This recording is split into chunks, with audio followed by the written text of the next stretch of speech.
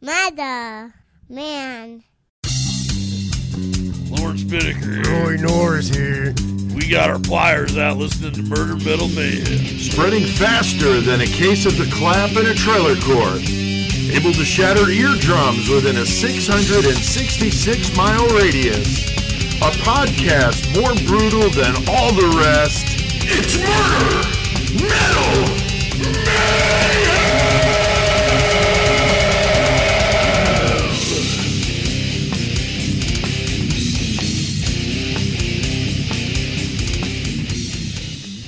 All right, what the hell's going on, guys? What the fuck's up? Hey, it's Tuesday. We're doing that thing we do here at Horns High Studios for the Horns High dude. Podcast Network.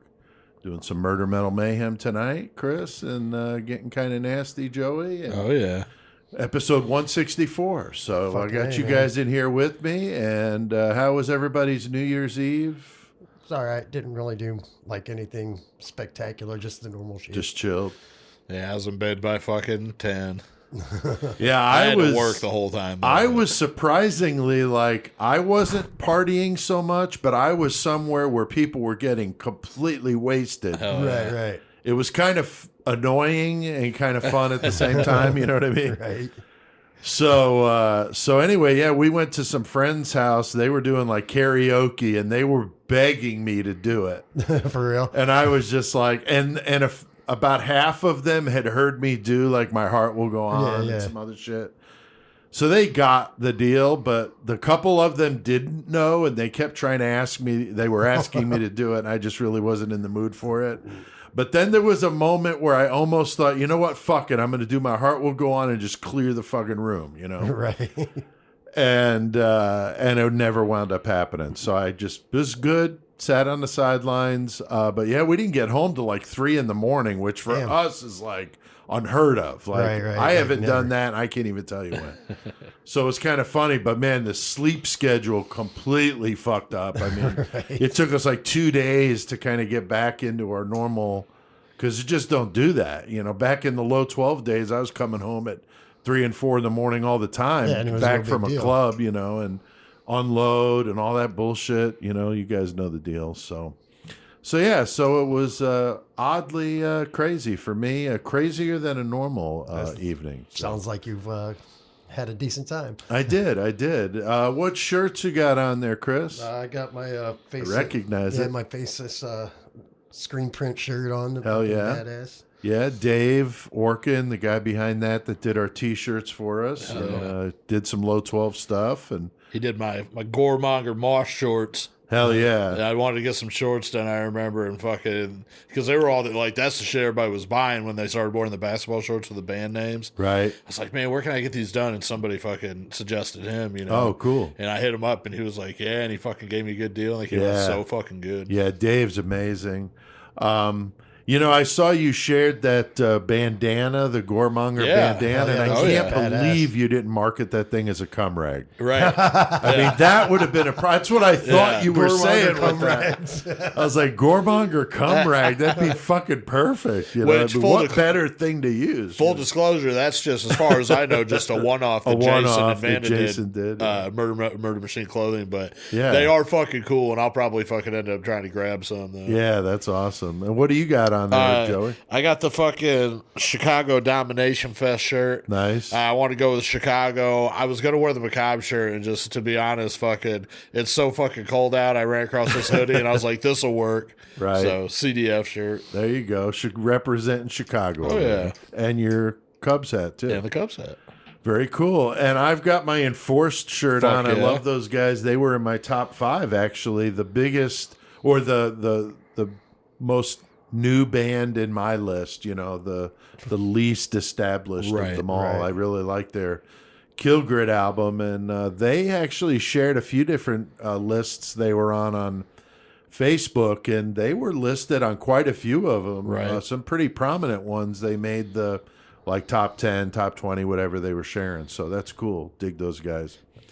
All right, last week, guys, we did our final episode of 2021 with a feature Ed on the fucking sick-ass little Eddie Gein shit. Hell yeah. Love to dig up graves of old women and bring them back to the farmhouse in Plainfield, Wisconsin. Pretty fucked up. Sure Loved loved mom. his mom. Yeah, loved his mom for Yeah. sure.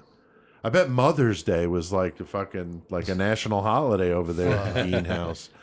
He also killed at least 2 women, probably his brother, and then maybe another bar owner. Right. We had our listener, Rebecca Boomsock. That was really cool. Rebecca Yeah, it was came awesome. on. She was great. Yeah, she shared because her uncle was one of the cops, actually the first cop to show up out at the Plainfield farmhouse in 1957. How crazy, Joey, would that have been to be that guy? Yeah, Like, especially wow. back then. Like you're not desensitized like people are now. Right. That shit is. And like, he was, she said he was like a volunteer, like auxiliary Right. cop. So he was probably a farmer, some other occupation. He just happened to be out there, took the like badge out of the glove box. Yeah, and like a he's security guard with a little more credit. Right. Yeah. So that's crazy. So that was cool. And we also counted down our top albums of the year, the metal albums of 2021. We did that special Killer Cage match, Chris. Did you like that? Yeah, That was yeah, fun. it was fucking great. Got dude. Rebecca in on that. She won. So that was Of cool. course. And she beat up Catherine Knight, too. Pretty fucking vicious. hell yeah. So that was a good one. So if you missed episode 163, go on and give it a spin. We were just passing 800 when I checked that earlier today. So that was cool. Tonight, though, guys, we got another one that's been on the list for a while. Man, this is going to get gnarly, Chris. I mean, Yeah, fucking goddamn toolbox shit, man. yeah, the Toolbox Killers, Lawrence Bittaker and Roy Norris. Of course, I got everybody their own pair of pliers Hell for yeah. tonight. Yeah. Because, I Chris, thought what's these the were roach significance clips. of the My pli- bad. What's that? I thought they were roach clips. Oh, you thought they were roach? Well, you can. I mean, whatever, right? So we each got a pair of pliers in here. We are going to get nasty, some horrific violence and depravity. So we don't give warnings. If you're listening to Murder Metal Mayhem and you're shocked at what you hear, then you need to go somewhere else. But That's your warning. tonight is going to get even more brutal than before. So some of the worst stuff when you talk about creepy rape van shit, Murder torture, Mac. Murder Mac. sexual sadism, over just a few months, which is crazy too, in 1979 in Southern California. So we're going back out to California. Like horror movie shit. This is just absolutely brutal. it's That's going to be in awful. the murder segment. So that should be good. And Joey, you got the horns tonight. What's the yeah. band that you've picked tonight? Doing Macabre. Hell yeah. Murder Metal from fucking Chicago, Illinois. That's right. Our listener, Justin Norris. Justin Morris. I'm sorry. He did fucking guess the fucking band. Yeah. So he won the fucking little contest we did there. Yeah, he got the activity book. He got the new Goremonger album. And he requested the first Low 12 Flesh of the Week. Yeah. So I hooked him up with that. So And I didn't give him the new Goremonger album, but a newer one because I haven't got the new ones yet. They should Okay. be at my house anytime now. But Okay. I did get him fucking one Good. of my full lengths though. Good. So that's going to be a good one, especially with our love of serial killer stuff. Talking about Macabre, definitely good Yeah. with that shit. So, Oh, yeah. Chris, you're going to have a lost classic for us. Yes, Looking I do. forward to hearing Yes, I that. do. And so you guys will have to stay tuned for the metal segment to hear about Metal. that and some other good metal news. I got a couple of things I want to mention, Oh, some yeah. bands I've been jamming. So it's going to be a good conversation. And we got a killer cage match tonight, always a favorite with our Yeah. listeners. We have our listeners, Chris, pick some random numbers, and we come up with who's fighting in the cage and what they're fighting with. So who do we want to thank tonight? Once again, we got Big surprise. Big surprise. We got Rebecca. Rebecca. Boomsock. Hell yeah. Fuck yeah. Hell yeah. We got Ray McFalls. How's it going, Ray? And fucking we got Michael Draymond. Hell What up, yeah. Michael Draymond. Michael Draymond. Hell yeah. So that's a good one. Thank you guys. And we got an interesting match in the cage tonight, Joey. What's happening? We got two fucking people that love to cause some pain, and that's Ted Bundy versus Carl Panzram. Hell yeah, dude. Motherfuck. I guess when Michael listened to the fucking last week's podcast, because remember he was in the Oh, yeah, he cage was a match. variable. Yeah, what did he and I think was of talking that? about him being stoked, fucking, watching or listening to the Oh, Disturbed. the Disturbed. He just hit me up and he was like, "Fuck you about the cage match." Oh, that's good. That's good. So we got Ted Bundy and Carl Panzram. Holy shit. couple of good objects and a variable Hell to yeah. make it interesting. So we'll do that in the mayhem segment. I forgot to mention, too, I finally got to show my joke gift to my Oh yeah. Oh yeah, your kids. my daughter, and I did have right. But the one for Katie. yeah, I right? did one for my daughter Katie and my daughter-in-law Marcia. My son Joe, I also got him involved, but in a different way. So with Katie and Marcia, I got them, and I've done this before to people, a picture of somebody they hate. Like they really can't stand this woman that they used to work with. She's like a Jesus freak. And she just made life very difficult for everybody at the place where they Where work. they worked, right? So I thought it would be funny to go on her Facebook and print out at Walgreens like an actual picture of her, and then I signed it, and I signed it, "Get you some Jesus," and then a heart, and then her name. So anyway, my daughter opened, and I got those Jesus stickers. That's why we were going crazy that episode with the Jesus stickers. Right. Because I bought some on Amazon. It's hilarious. And I put, a handful of them in each one. So I boxed them up, and Katie opened hers. Marsha was not there. So I was like, oh, but Joey recorded it. Oh, right. So I got to see her open reaction, it. yeah. And Katie was pretty much like I would expect. Like, really? What the fuck, Dad? Like, you're crazy. And I said, well, you're going to put it up somewhere? She's like, oh, yeah, definitely. So she's up for the joke. Marcia just opened it up and laughed and just was like, oh, my God, and just really didn't say much else.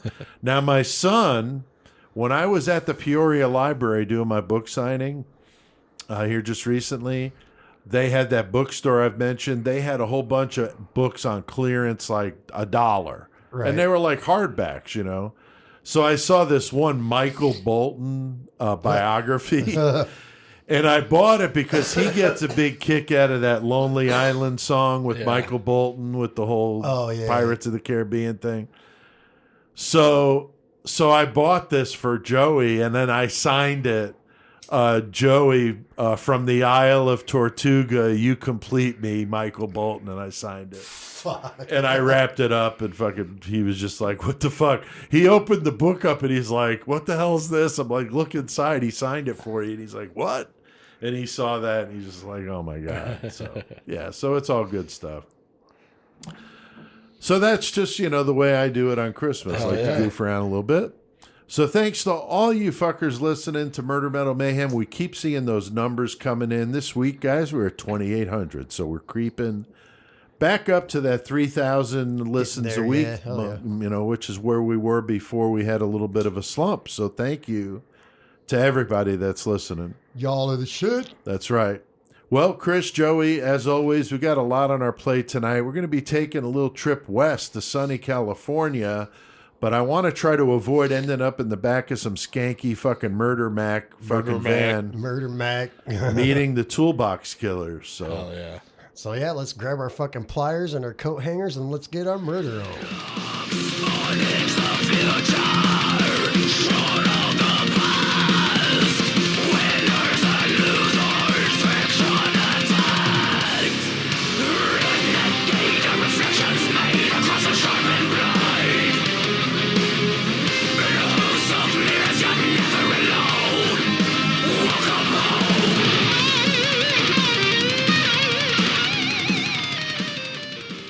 Hell yeah. A little Arch Enemy, the song House of Mirrors, a new song. I got to say, I really like that song. I was really surprised. I'm not a big female singer and metal guy, but man, she's got pretty some impressive. pretty decent pipes. Yeah, very, very impressive. The musicians in that band are absolutely unbelievable. Michael Amott, Jeff Loomis, Charlie D'Angelo, the drummer's fantastic. They're all just really good. So I gave them a chance. I saw Michael Amott shared it on Facebook that they hit 1 million watches on YouTube to that video in a week. Fuck. That's pretty impressive. So yeah, go check it out. Arch Enemy, House of Mirrors. All right, we are going to be doing our feature tonight on Lawrence Pliers Bittaker, which is why we got all these pliers. Fucking pliers. Fucking Pliers, huh? And Roy Norris, also known as Chris. The Toolbox Killers. We've Hell done yeah, the Toy dude. Box Killers. Yes, I did. No. When I Googled it, you see some Yeah, David you see Parker some Ray shit. shit. Yeah. So, yeah, easily confused. Not Toy Box. We're talking Toolbox Killers. Sadistic shit, raping and killing at least 5 teenage girls in only 5 months in 1979 Rampage. in Southern Yeah, straight California. rampage. Just straight up brutal. FBI profiler John Douglas, that guy is like an icon, Hell said yeah. that Bittaker was the most disturbing criminal he ever profiled. That's saying something. That's saying something. And the attorney that prosecuted him said this was pale. The Manson murders pale in comparison to this stuff. Right. It's fucking And very he was bad. on that case as well as a Yeah. young attorney. But holy shit, that It was says like a that lot. was bad, but this was terrible, and it was kids. Right. Yeah. That's true, man. And 5 months, it's just crazy. Yeah.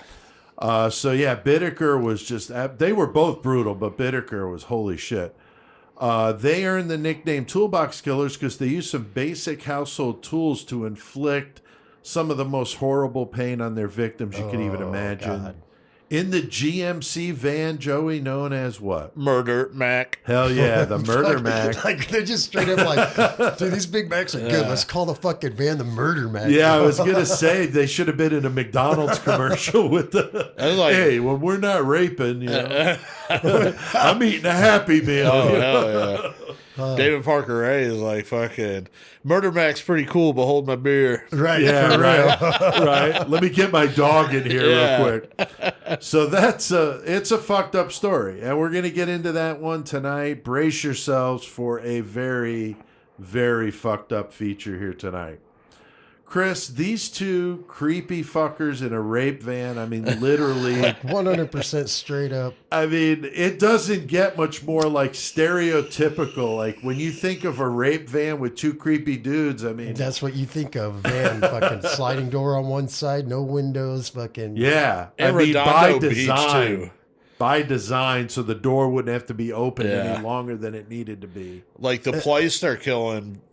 Like if I'm thinking of stereotypical, like Right. what we're talking about, creep van, this, that. Right. Southern California is exactly where I'm thinking Girls of, going to or the California, the coast. Right. And that's just everything they did was just like you planned this out in prison, perfect. Right. Just yeah, it's fucking like a pervert scripted, mission. like you couldn't have wrote it more No, typical than this. exactly. Right?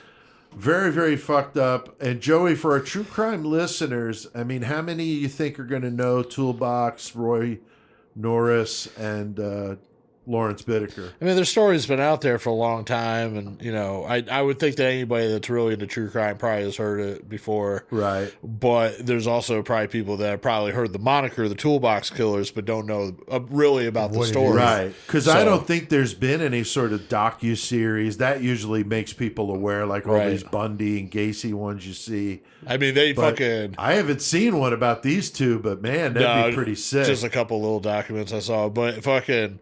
The one thing about them though is I think the moniker was so fucking cool, and of course this is coming out of California, Right. But right off the bat, there was an exploitation movie called fucking Toolbox Killers. Oh, okay. That that's all it was a fucking a slasher fucking exploitation. It was good shit, Yeah. and then it was done later on. Toolbox Murders, Toby Hooper did it. Right, Oh, right. okay. But anyway, it doesn't have anything to do with the real The shit case, though. right. This is what they called it. Yeah, But the just the name was name. probably so you're like, oh man, we got to use that. Right. I mean, any of us would have been doing that, right? As we've been discussing, though, these two are brutal as hell. Probably a close tie with the Hillside Stranglers when it comes to sadism and just absolute savagery. I think our true crime listeners that aren't really familiar with the details of this may be shocked because it's that fucking sick. Some of the worst stuff that I've seen doing the true crime, just absolutely horrible, especially the fact Awful. that it's kids. Right. You know, that's just fucked up. teenagers. Next week isn't too far off. I've been doing some research for our next week episode, and that motherfucker also with the kids. You know, it's fucked up. Like with most of these killers that kill in pairs, usually one of them is the dominant personality. And we talked with Harold Schechter about this. Of course, he talked about the term folie à deux, which is a French word, so I sound really important and smart right there. But that's where the same mental or disorder can affect both people. Right. And these two seem to feed off each other. Leopold and Loeb, I mean, we've done them before, but Bittaker definitely seems to be the dominant of the two. Oh, yeah, I never would have seen Norris probably even committing a homicide. No. Without Bittaker. Yeah. Yeah, it's literally like one wouldn't have done it without the other. He for real got sick to his stomach with the first one, so Right. I don't think he could have gone through with it. But Yeah, I don't think so either. But like we'll talk about, Bittaker said, he would have never been raping people if it wasn't for Roy Norris. right, so it's feeding fucked up. off each other. Now, Chris Bittaker is born in Pittsburgh in 1940, but his parents didn't want to have kids. He's So a Steelers fan. he was a Steelers fan apparently, and he was adopted. So we've seen that shit before. Yeah, like also not only was he adopted, so like he also had that abandonment thing going on in his head, but then his dad was in like the Air Force or did something with airplanes. They went all over the fucking place, like so he never really made any close friends or stayed anywhere a long time. Right. So I think that just kind of fucked with him. Yeah, I But, think so too. Like even though this family wanted me, they kind of don't want me in a way. You know Right. what I'm saying? Right. And we've seen it before with like cases like Bundy, Chris, where they find out about it, later and it really Right. fucks with them and Fucks with everything. their head, so yeah. hard to say, but his adoptive parents are the ones that gave him the last name of Bittaker. And his adoptive father, as you said, worked, moved around a lot. He was in that aviation field. And so he starts his life of crime early. He starts doing a little shoplifting. He ends up getting arrested at age 12. He loved to shoplift like Oh, this yeah. fucking Yeah, it goddamn. was like a game to him. Like he's fucking Charles Ng and shit. Little Charles Ng here. He would later say that he did crimes like this to compensate for a lack of love and attention at home. Now, Joey, we've seen this kind of shit before. They start out with the small crimes and kind of build up, but do you think that Bittaker's time when he gets busted in the California Youth Authority was where he kind of learned some of the shit that he wound up doing? I mean, his escalation was already going on, so he was already headed that way. But like, definitely, in my opinion, any kind of fucking youth holding facility or detention center is like, that's fucking Thunderdome right there. Right. I 'Cause we never talked went to juvie. Manson, Right. Panzram, these guys that did talk like a lot of time Yeah. in those fucking absolutely like I never brutalized. went to any of them, but a lot of my friends did go to juvie and shit, and fucking like seeing how they came back was always different than how they went in. Really? And then, I was locked up in adult penitentiary here in Illinois, and you would see the younger kids that came in from the juvenile that came into prison, Right. the way they acted and how, man, like, Wow. because normally, like, people in a prison, they're just trying to do their time. Like, Right. you're there to fucking do your shit. You get fucking put in line pretty quick not to fucking bother the situation. So you get these motherfuckers that come in just fucking acting wild, and Right. it's like they're gonna learn and they're gonna fucking fall in line eventually, but it's a whole different ball game, and that's Going because where they came from. Right. Motherfuckers that age, they ain't got no fucking regard for consequence or Right. That's true, man. That's true. That's a good point, man. It's amazing that Bittaker had an IQ of 138, but he found school boring and tedious, so he drops out in 1957. He's 17, but within a year Saw of somewhere dropping that out. his IQ, he was a genius, but he had no fucking common Yeah, sense. that's what I'm Yeah, saying. some of the stuff, they talked about what he said on the stand. no Like, common what? sense, like dude. Car theft. He goes on this crime spree: car theft, hit and run, evading arrest. So he's doing some time, as we mentioned, in juvie. He turns 18, though. He finds out that his adoptive parents abandoned him and moved out of state. So that's fucked up. He would never see them again. And I'm thinking that would definitely have an impact on an 18-year-old kid coming right out of juvie. Wouldn't you think so? Like Maybe use some family to help him kind of get himself started, but they he's just wanted just on to, his own. I guess, have this kid not be raised in a orphanage or whatever because they adopted the kid, 18 years old. All right, we're done. We did our job with you. right.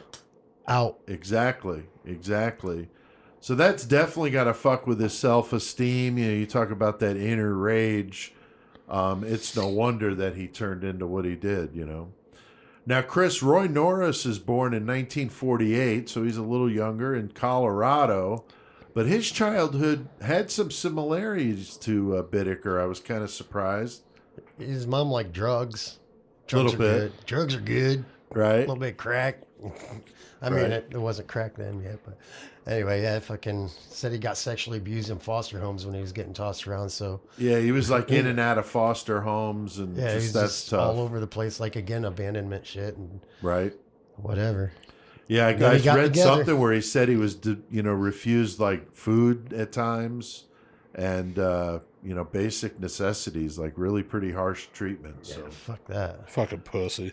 Fucking pussy. now, Joey, the family that abused Norris was apparently Hispanic, and he would later claim this was the reason he was very prejudiced toward Hispanics. Did you see anything about that? I didn't really see where it fucking would have really affected any other trajectory that he was headed on. Right. He probably did harbor some kind of animosity. Right. Only one of the victims, I think, had any kind of Hispanic Yeah, I background. think one of them, the mother was Hispanic. Yeah, I believe. and most of their crimes were fucking acts of opportunity. Right. So they weren't like Weren't following looking these for certain people, people. yeah. True. The best they did was, we'll talk about it, but the first victim, they kind of followed her just on the street, though, not Right. like casing her or anything like that. Right. So they were a lot more opportunistic. So Yeah. he probably did harbor some kind of fucking attitude towards that, and plus Right. they were in prison. I can't imagine, like in the 70s, like gangs and segregation among the inmates back then Right. was probably even way more extreme than it is now. You know? Probably. You go in there and you kind of like stick with your own is the thing. Right. But anyway, back then, yeah, I'm sure fucking he was getting fed all kinds of fucking shit from like white supremacists out there. or Oh whatever, yeah, so. oh yeah, and I mean, just like Panzram, he had that hatred of the priests because of what happened to him in juvie, So that definitely sticks with him. Now, Norris would claim that he was 16 and living with his birth parents when he visited the home of a female relative who was in her early 20s. He had some sexually suggestive shit going Like he was on. trying to hit on her, like Right. it was an aunt or some shit. Yeah, she dude. threw him out of the fucking Just like, house son of a bitch. Right? and told his dad. And his dad's like, I'm Oh, gonna boy. beat your ass, dude. Right? Yeah, I mean, back in the day, like, that's definitely some ass whipping shit. He stole his dad's car and drove to the Rocky Mountains, tried to kill himself. I read this and I had to read it twice. Injecting air into an his artery veins. or whatever. Yeah, trying to. I never heard of that That'll before. blow up your heart. Right. Like I've once never heard of that, though. Yeah, that's like junkies fucking. Oh. I can't remember, like a dead shot, but shooting somebody up with nothing in the needle and shit. That's like almost guaranteed death right Oh, there. wow. I'd never heard of that before. I was like, what the fuck?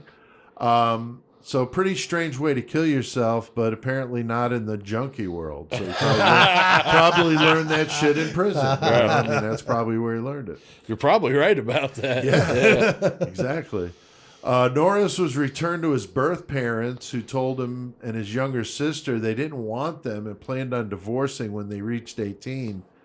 So pretty fucking similar in ways to Bittaker with that, Definitely tough to hear that as a kid, and that whole feeling of rejection. Yeah. It's oddly similar, their stories. I mean, really, it's very interesting.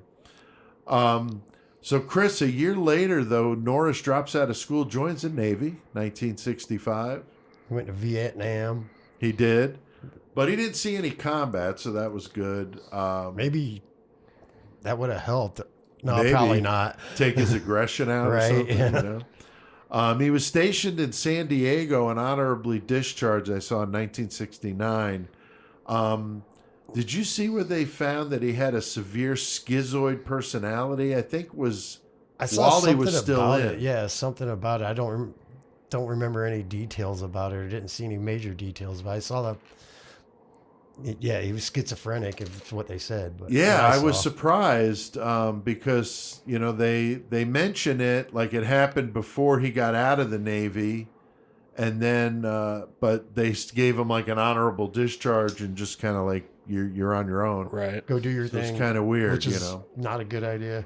Right, but it was in his record that he had this schizoid personality.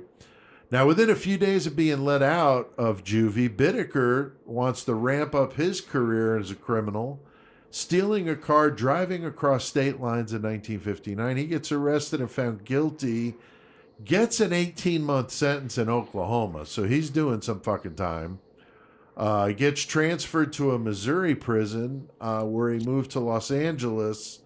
After that, he was arrested for robbery after only days of getting there. Not wasting any time. Don't give no fucks. No. He winds up getting sentenced to 15 fucking years after that. Prison psychiatrist said he was having a concealed hostility, so that's probably pretty appropriate here. He's also very manipulative, which is a problem when he's with Norris. So right, and I the mean, victims. it's his IQ. He knows how to work people. Yeah. He winds up getting paroled in 1963, but then he ends up back in prison for a parole violation in 1964. So he just cannot stay out.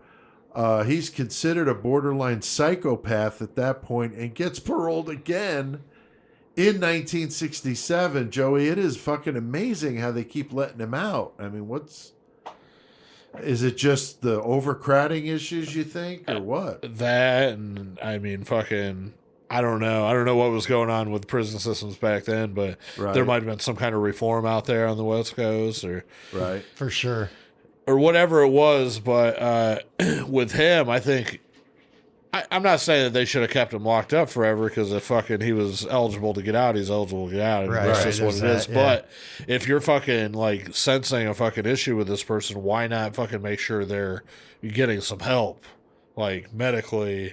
Right, definitely. And that just like diagnose them with this shit, and then be like, go ahead and go though. Yeah, I agree. I mean, it's amazing that they, it's kind of like what we were talking about with the priest scandal, just kind of bumping them down the road, not really, taking the time out to try to fix the situation, just kind of bumping them along. It's fucked up. So, Chris, did you read about an incident where he stole a steak at a grocery store? You know what's fucked up? I've heard of people doing that too, and getting caught for like stealing Trailer Park motherfucking Boys steak. with stealing the meat Or steak. Yeah, fuck, dude, like shit like that. No, I'm not going to put out his name right now, but the funniest shit in the world is one of my friends. He's fucking young and he's learning about life, but he's a fucking idiot. Right? But whatever. He hits me up and he was like, "Oh yeah, I got to go to court."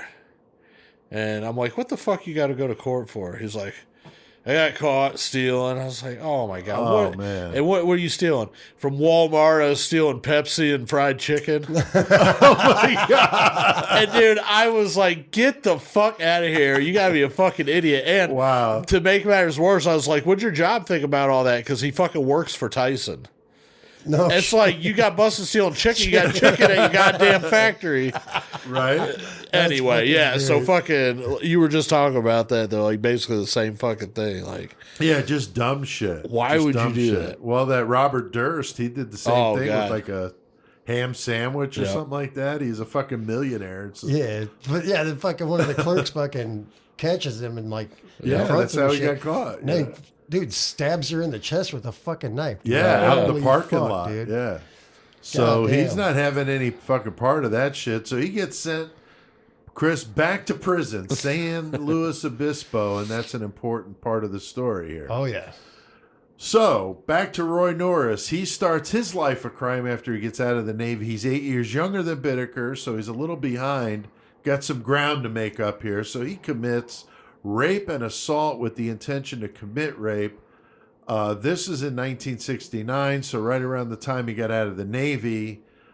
He stalked and viciously attacked a student at San Diego State University. Like out of nowhere, just slams her with a rock and bashes her head on the fucking drags her sidewalk. off into the bushes. Holy fuck, dude. Yeah, pretty fucked up. Smashing her head repeatedly on the sidewalk. I mean, whoa. He winds up getting 5 years at a Atascadero state prison or state hospital. And of course, that was made famous, at least to me in the true crime world, with Ed Kemper was there. Hell yeah. So that's where Kemper was. And very close, within a year or two, One got out, the other one got there. I think it was Roy Norris first, and then Kemper right after he got out. So Like two big ass motherfuckers. yeah, right. Well, not big. Roy Norris ain't that big. No.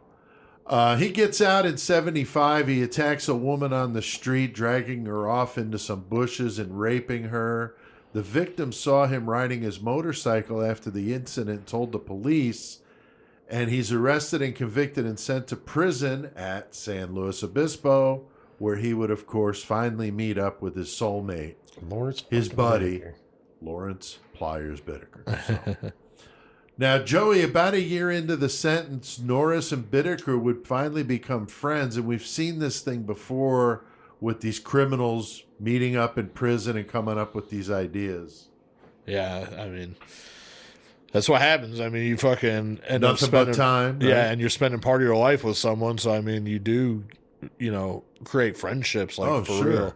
But if you're both on the fucking shady side of fucking certain situations, Right. and you put those together when you get out, yeah, we see that. And we were talking Clutter murders. Yeah, that was a in good one Kansas, for and that was exactly the same situation. Right. Leonard Lake and Charles Ng, they met in jail. I don't know. So yeah, you get two criminals. It's like perfect storm. Right. It's funny that we brought up the Clutter murders again real fast because I watched the In Cold Blood movie with fucking Robert Blake. Oh, cool. Yeah, I watched it too. And That's I good. had watched it before when I first got it, and it kind of put me to sleep. And I was like, oh, that movie must have sucked. And then so I put it in again the other night. I watched it. I was like, oh, actually, it's pretty good. It is pretty good. And but yeah, then what he became and ended up doing, but still, yeah, the Yeah. Clutter murders. I saw it in the notes. I was like, yeah, fuck yeah. Clutter Murders is a good one, and that's a big episode with our listeners. Got Hell a lot yeah. of listens to that one. Fuck yeah. Now, Chris, these two definitely feed off each other, but Bittaker had not committed a sex crime, and Norris would say he was impressed with Bittaker's violent side, the way he was able to protect them while they were in Had him prison. under his wings. Yeah, so these Squirrel two... Master. The squirrel man. Yeah. These two would talk about their fantasy to rape one girl for each teenage year between 13 and 19. That's fucked up, man. What kind of fucked up thing is that to even fucking say? That's Dude, crazy. they talked about wanting to do terrible shit, and they did it, but Yeah. when they get together, and that's the first thing, maybe not the first thing, but it's like, hey, bro, you know what I want to do? Yeah, exactly. Like, if you get that, how do you get that vibe that dude wants the same? Oh, fuck Yeah, that. they were attracted to the fucking young girls to begin with. Right. But also, their idea is that these will be easier victims for them. Right, because they can snatch them up. They quicker, can snatch them fucking- up. They can fucking lure them with Right. drugs and a home, or what? Because some of these people are like down and out and shit. So, Right. but yeah, no, they were both definitely sick motherfuckers thinking Yeah. up some shit together. Yeah, Dude, for sure. Like, for real, you're just sitting there. Hey, bro, you want to go rape some kids with Be like, me? you just Or- kick Fuck, back and you're man? yeah, who fucking- breaks the ice in that conversation? You're just hanging out in your cell, like, bro, it's really tight. dude. Young pussy, like. Right, like, what the Yeah, it's fuck? fucked up. So Bittaker gets out in 1978. He moves to Los Angeles. He gets a job as a mechanic, making $1,000 a Maybe week. that's where he got the nickname Pliers. Possibly. As a mechanic. Yeah. That seems was making incredibly money, high yeah. because if you do the math, I Googled it. What was $1,000 equivalent to in today's money? We're talking $4,600 a week. That's crazy. So imagine that. He's got a job like that, and he does some stupid shit like this. Right, why Like you would you said, do Chris, that? no common sense. No common sense, yeah. No. But you can afford a murder Mac. That's right. That's right. totally Yeah, he's only a afford couple Mac. years old, so it's pretty styling.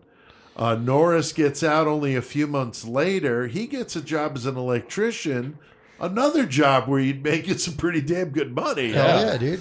So he moves in with his mom in Redondo Beach, but doesn't seem to learn his lesson. He winds up raping a woman and taking her out in the desert and leaving her out there. So pretty fucked up. I mean, get back into it. Real gentleman. What the fuck? So soon after that, 1979, Norris got a letter from Bittaker, back when they wrote letters, and they met up to discuss their fantasy of raping teenage girls. It was just so fucking disturbing.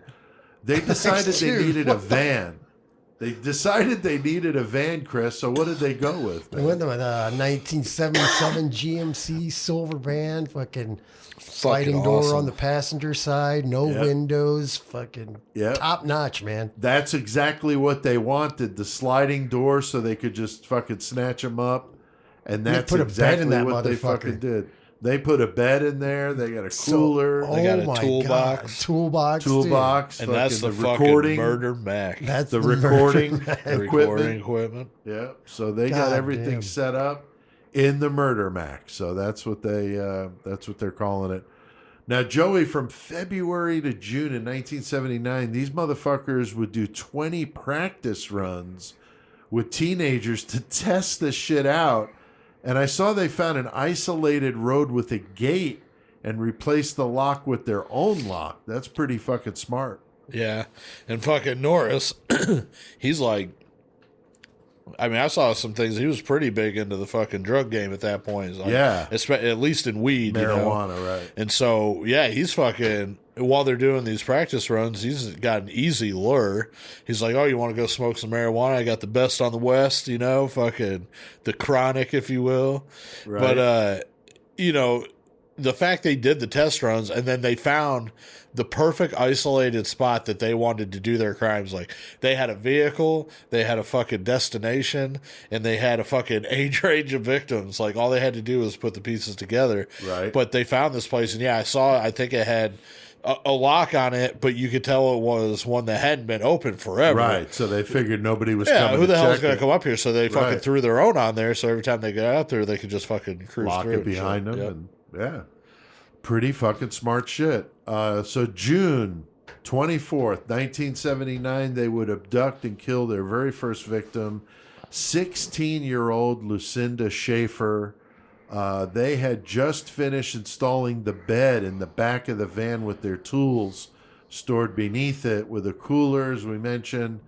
They're heading to the beach. They're drinking beer, Chris, smoking some weed. They're looking for girls. Taking all kinds of pictures of them. Now you got to think, before this even happened, they did a shit ton of test runs, dude. Like, right, yeah. Like fucking stalking the girls out. 20 of them. Yeah, like 20 test runs, like trying to figure out the best way to pick these children up and do their bad shit. That's some fucking determination there, right? Like, I mean, I'm that's doing test fucked runs up. of what we're going to do.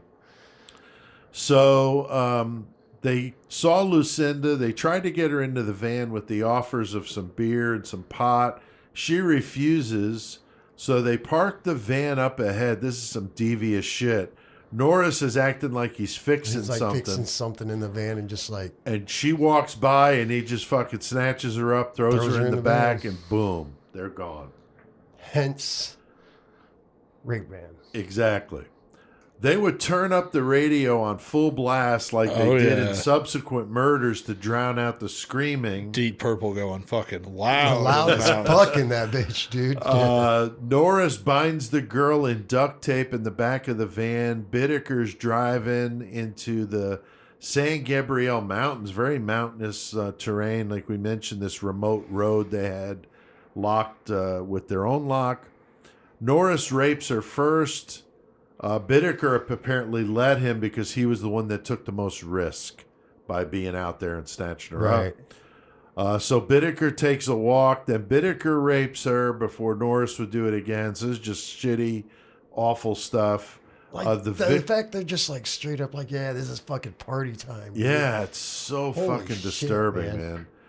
The victim asked if she would be able to pray if they intended to kill her, and they told her she would. So Bittaker rapes her a second time. And never let her pray. No, he did not, Chris.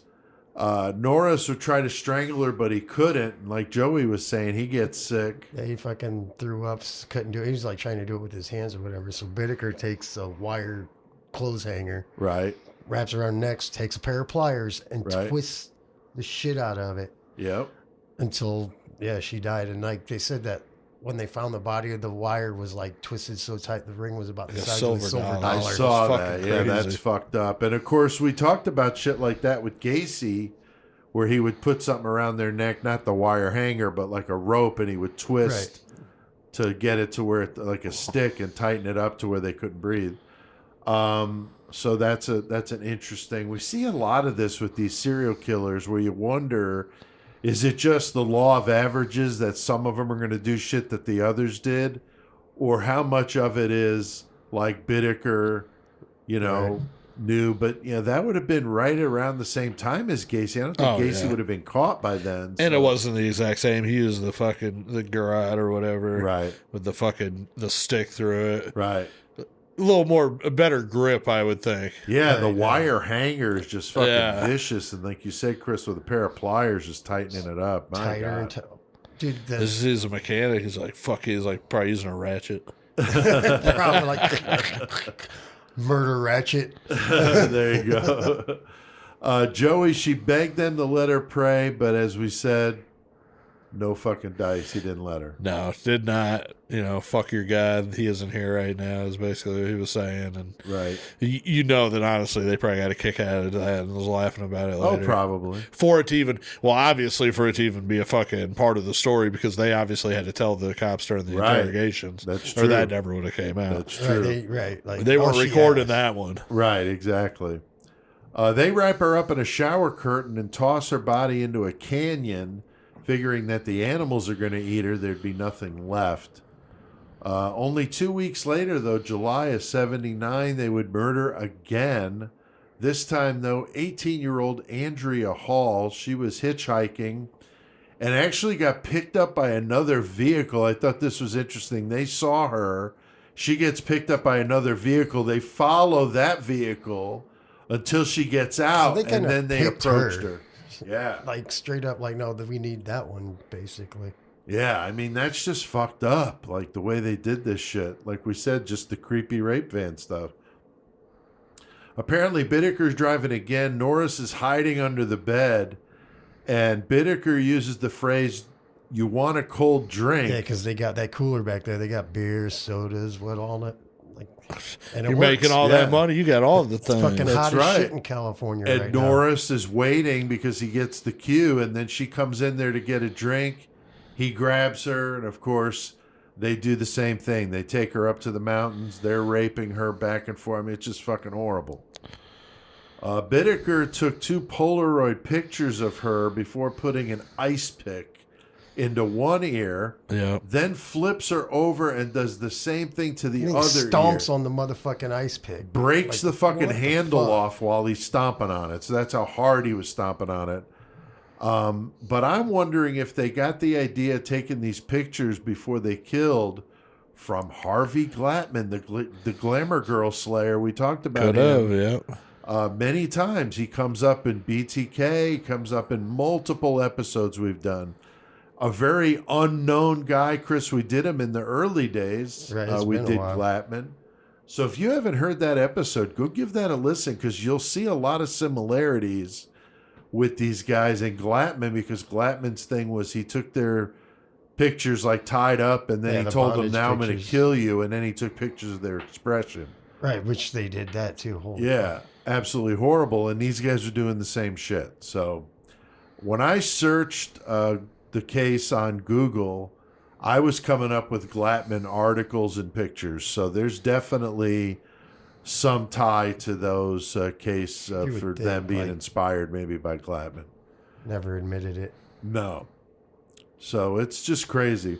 Now, Chris, it would be 2 months before they would strike again, though. 1979, September, they see a couple of girls hitchhiking. What was the deal with this one, man? Yeah, there was 2 victims of Jackie Gilman, who was 15, and Leah Lamp, who was 13. Right.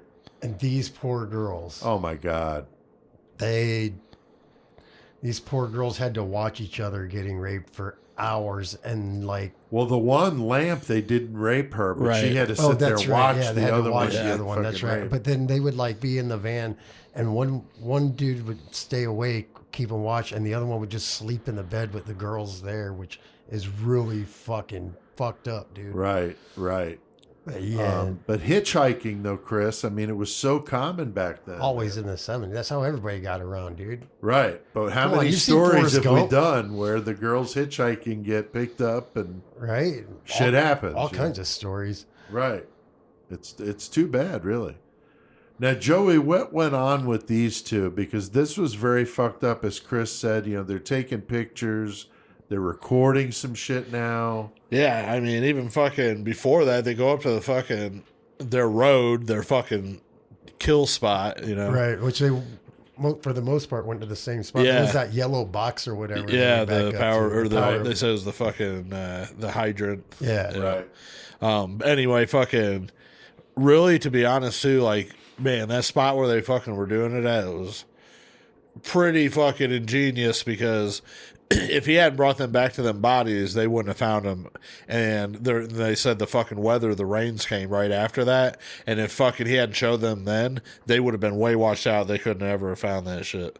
So they were like fucking hurling them off the fucking mountains. Wow. It was crazy. But anyway, when they fucking abducted these two girls, they take them up there, and of course they go off the fucking path, and they're on this fucking gravel road now. Fucking the Right. girls are freaking out. And when you get up there, the 13-year-old, she tries to fucking open the door to the van Right. and flee, and he fucking Norris blasts her in the head with a fucking bag full of lead weights. Yeah. Like, holy fucked shit. up. Yeah, and To he- a 13-year-old fucking Right. girl. yeah, so she's unconscious for a minute. So then they grab the 15-year-old and, you know, subdue her, and, you know, that's how it goes down. But yeah, fucking Bittaker, you know, he's like, grab the tape recorder, because he was all about that shit. About it. Right. And they fucking recorded, you know, like I said, the fucking, they raped the one girl like over and over and over, and like fucking filmed it. And they fucking got so many pictures. You could see a couple online. They didn't release a lot of them, but the Polaroids are really creepy, because they like basically taking pornographic pictures of these young children. Right. And fucking like they were posing, and fucking she was like looking happy, and it was like, why are you looking happy? You know, fucking, and there she was like, well, I thought that's what you guys wanted. He's like, no, you can fucking be as frightened as you Scream want, all you scream your want. fucking head off. Right. And, you know, they were doing that. And then, you know, something else that was crazy too is like, fucking, I can't remember. Was it her with the fucking sledgehammer? Yeah. No, that was the last one. Okay, the last one, yeah. So we'll wait on that. But no, they fucking, you know, recorded all this shit, which they'll do with the next one. And Right. these tapes, they fucking He buried them in a cemetery, Right. supposedly. But then when the cops questioned him about it, he was like, I don't know where they are. I don't and know where they've they are. never ever recovered those. So Right. those have never fucking shown up. Right. Yeah, boy, that would be a true crime fine to get those. Oh God. My God. It was almost 2 months, though, before they would murder their last victim, probably the worst of them all. Halloween night, 1979. 16-year-old Lynette Ledford was hitchhiking home from a Halloween party in Los Angeles. She accepts the ride since she recognized Bittaker because he was a customer of hers at McDonald's where she worked. And, of course, that would seal her fate Right, because he's then probably she always gets in. nice coming in McDonald's all the Yeah. time. Like, Oh, oh, yeah. hey, Yeah, fucking- seems like a nice guy. Then Norris drove the Probably van. smoked weed with him before. That's right. probably. With that Mac. Yeah. Norris drove this time as Bittaker torments the poor girl in the back. He's slapping her. He's laughing. He's telling her to scream. Then there was something about he wanted her to pretend he was his cousin. I saw that, What dude. the fuck with that? Be my cousin. Yeah. Was that his cousin that he made the sexual advances on, or was it his aunt? I think it was an aunt. Okay, I thought so too. Yeah. Probably a cousin at some point too. Right. So, Probably. somewhere down the family tree. So he's repeatedly hitting her with his fists, and then later he's hitting her with a fucking hammer. Fucking sledgehammer. Yeah, and like it in the keeps elbow ramping and up shit. here. First it's a regular hammer, and it builds up, but he's recording this while he's hitting her with a hammer. Audio recording, yeah. Yeah, torturing her with pliers, which No, is and fucked up. And what it was is fucking Bittaker rapes her, Right. and then fucking Norris is gonna rape her. Right. And he was like, she wasn't fucking crying as She much wasn't for crying, him right. Oh, while he yeah. was raping her than he was for That's Bittaker. why he did it. And he was like, what the fuck? So he grabbed the fucking sledgehammer and smashed her in the elbows and Like shit. fucking repeatedly. Yeah, and they said elbow, like full as hard force. as he could too. Like, That's fucked up. oh my God. Yeah, I'll cry now. Dude. And I then you're know. going to rape me too? Anybody would be fucking screaming. And getting this hit is with a what they're sledgehammer. fucking recording. Right. Like, they're these recording all this shit. screams, dude. Yeah, she is pleading and screaming. I mean, it's fucking I mean, it is sick. some fucking excessive foreplay. Yeah, a little Like bit. A for- little bit. They see continue a to thing that record fucking- this whole thing. Yeah. He hits her more than 20 times on the elbow with a sledgehammer. Imagine that. I mean, how does a sledgehammer Full even force. fucking? I don't know how she had an arm left. Yeah, how's it after not that. decimate? He's a pussy. That's fucked. Unless he's just like doing the. I mean, Just can he enough- go to a carnival and do the bell ring? I mean, he's got to fucking do that. I can't even imagine how horrible and terrifying this would have been for her. You hear some of it, a little bit of it online. It is absolute horror show stuff. I read through the transcript and wanted to fucking puke. I mean, it's so fucking bad. Absolute sickness. I mean, I just can't believe it. Chris, eventually they would strangle her with that wire coat hanger like they'd done, and Right. they decide to They do just- a little something different. They want to see the police's reaction shit. They just throw the body in somebody's fucking front yard, basically. Right. And then next day, in the morning, jogger comes by and sees that, and everybody's like, "Holy fuck!" Yeah, I think he posed the body too, if I'm not mistaken, but I'm not sure on that.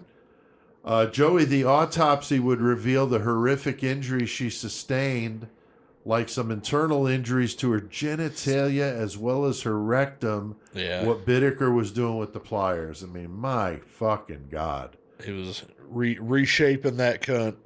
Reshape. Absolutely awful, man. No, it was fucking crazy shit. is. And, It like you really said, is. it was all fucking recorded, and the sound clips just fucking.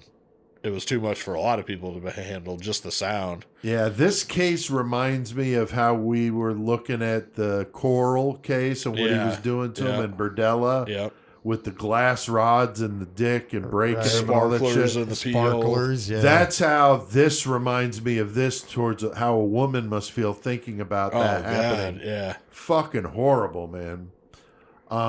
So, you know, you're talking about as much extreme violence as you can imagine, Joey. You think that pent up anger is where that shit comes from? Oh, yeah. Fucking. Well, I think it's pent up anger. That's where it started at.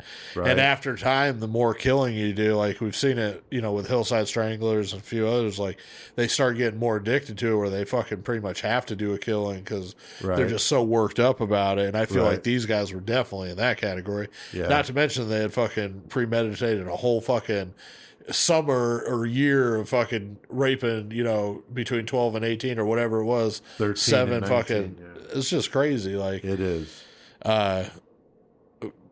but I can't remember. I was gonna say something else, but I forgot. That's fine. That's right. So it was Norris who would end up getting the two busted for these crimes. He tells a fucking convict he knew.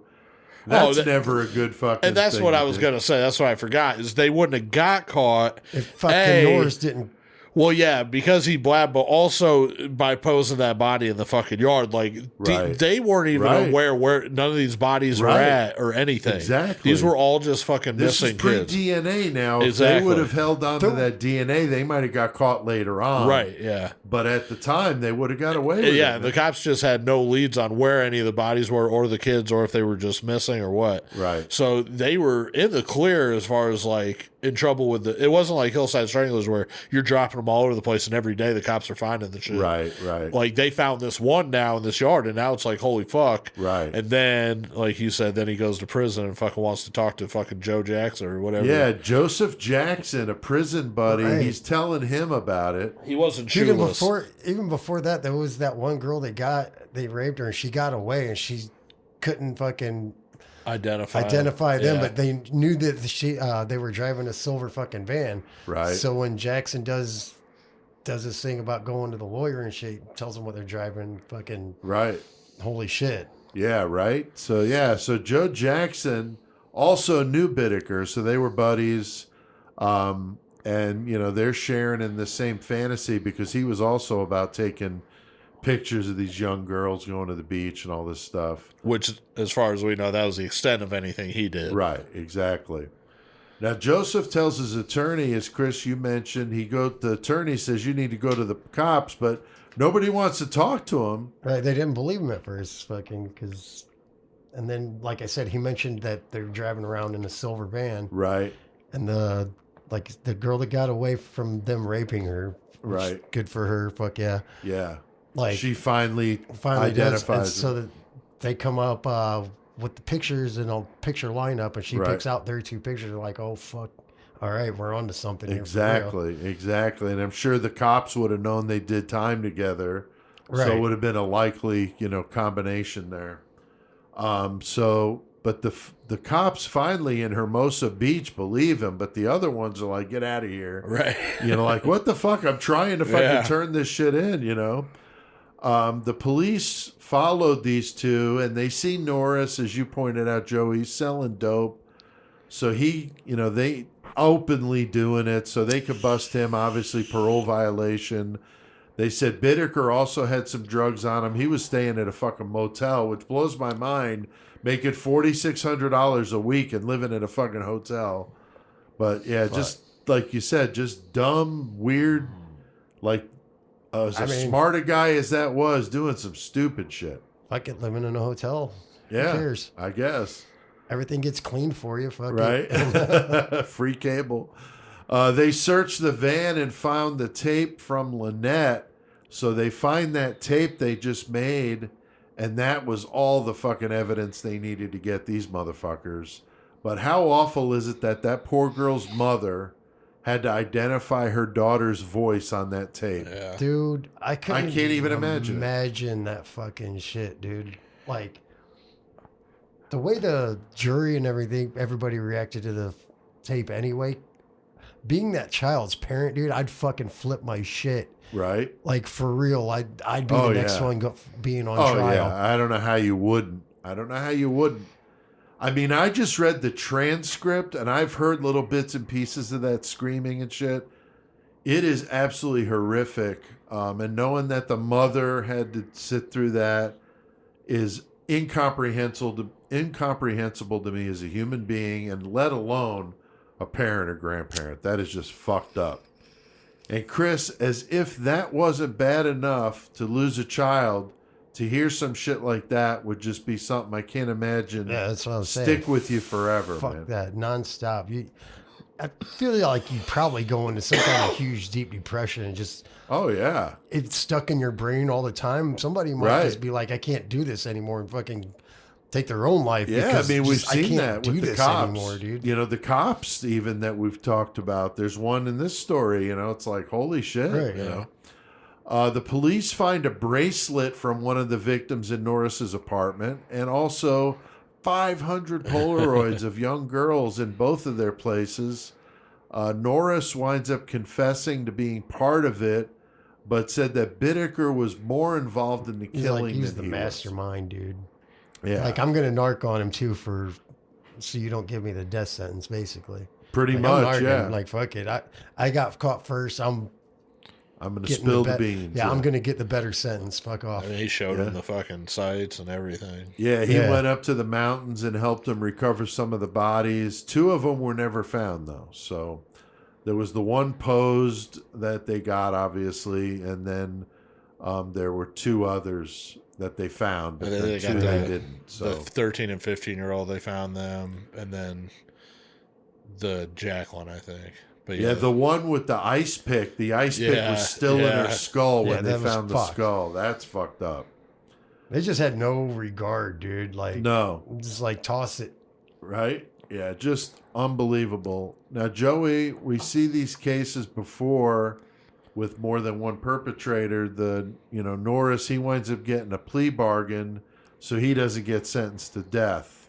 But I mean, you guys are fucking popped. Like, you're in trouble. You're ex-cons to begin with. You're fucking not seeing daylight again. Right.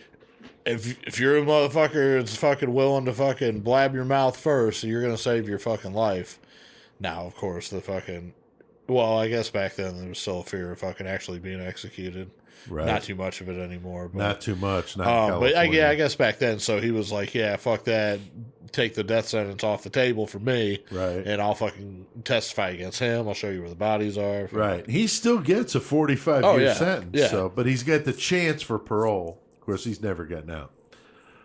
Chris, the 3-week Bittaker trial would provide a horror show for the jury. That 17-minute tape of Lynette Ledford would be the most damning evidence. So how would things end up for old Larry Bittaker? Oh, he got death sentence. Like Just he- one, or did he get 100 of them? he got- I don't know, but I know he got death. He put got on death death. row. Right. And he's liked fucking being on the stand. It seemed a little bit. Yeah, kinda- he didn't mind getting Like up when there. they were and- playing that tape of that 17-minute tape of that poor girl. Like he kind of just sat there and he said that's what he hired her to do. Like that was like part of their fucking arrangement. He reminded me, like his fucking court presence reminded me of Bundy and shit. Like, Yeah. he enjoyed being a part of that. Oh, like, yeah. cool, fucking. That was a part of his smart IQ that fucking he was playing off that. Yeah, I mean, you listen to him talk, very well spoken dude. Yeah. I mean, you have no fucking idea he's doing some shit like this. Ridiculous. But this was the first trial, Bittaker's trial, that California allowed cameras in the courtroom. Yeah. I saw that Bittaker would file more than 40 frivolous lawsuits from prison. like getting fucking broken cookies and shit. Yeah, or a smashed sandwich. Bro. Yeah, right? You're in fucking prison, man. He's saying it was cruel and unusual punishment. But he's playing the system. He's just filing fucking briefs and filing lawsuits. Why not? You got nothing but time. He's just Like, being let's an just asshole. fuck with the system. Who cares? Right. He got married early in his time on death row, but then she divorced him soon after that. Yeah, 4 years. Like, that is soon, but at the same time, like, this motherfucker's never getting out. Why you marry this I motherfucker know. for 4 years? Like, It doesn't make any sense. weird. Yeah. He's given 3 execution dates, but he fights it tooth and nail. Legally, he's doing everything he can. He even represented himself at some of these. He dies in San Quentin, though, at the age of 79 from natural causes in 2019. It's crazy that they both died so recently. I know. And close to each other, because Norris was sent to Donovan Correctional Facility, and he also dies of natural causes at the age of 72 in 2020. So very recent. Both of them. Stephen Kay, the prosecutor I mentioned, he said it was worse than the Manson stuff, which I can imagine. With It's kids, fucked up, dude. the tape recording, I mean, my God. Also, the chief investigator of Bittaker and Norris committed suicide in 1987. The note that he left behind stated the case as being the main reason he did it. He was fearful they were going to let them out and that they were going to get his family. So he figured if he was dead, they'd leave his family alone. All right. So Which we have sucks. talked about this before, but that 17-minute tape of that torture of Lynette Ledford is what, would be used actually still today by the FBI to train agents and desensitize them at how horrific this shit can actually be. So pretty fucking crazy. But like we talked about with the toolbox down in New Mexico, that case, the lead FBI agent killed herself after watching those Right, videotapes. right, So Like, couldn't do it. yeah, just couldn't be in a world where that happens, One interview I saw with Bittaker mentioned the fact that he felt Norris was the one who instigated the whole idea of raping girls and doing his shit. But I don't doubt that Norris wasn't, if Norris wasn't a part of it, that whole folie à deux thing. I think that the two of them together was just the perfect match in gasoline Light that fire, to son. fucking Yeah. get them going in this like feeding frenzy, like Leopold and Loeb, the Hillside Stranglers, Ken and Barbie, and on and on and on. So, Chris, Joey, anything to add to this disgusting fucking story? No. No, I I'm thought we did good, it I pretty think. badass. I think so too. I think we covered it pretty well. Yep. I did my research with this one, watched a few different documentaries. There are some good ones. The one I liked was called The Devil and the Death Yeah, Penalty. that was really good. That was really good. They I had, listened to that the one at attorneys, work, yeah. a lot of people were talking on that one.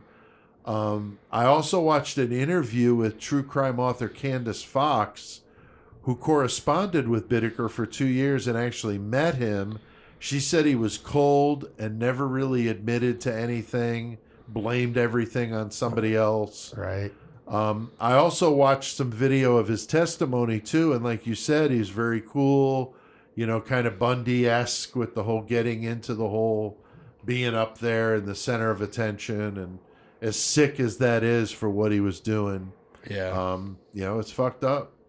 Definitely one of the darker stories out there, and the whole recording it, I think, makes this one that much worse because you can literally hear it, and that's just unbelievable.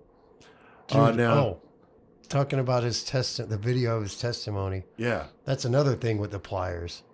Like, I touched the pliers to her breast, and a couple seconds later, you can hear him putting in there.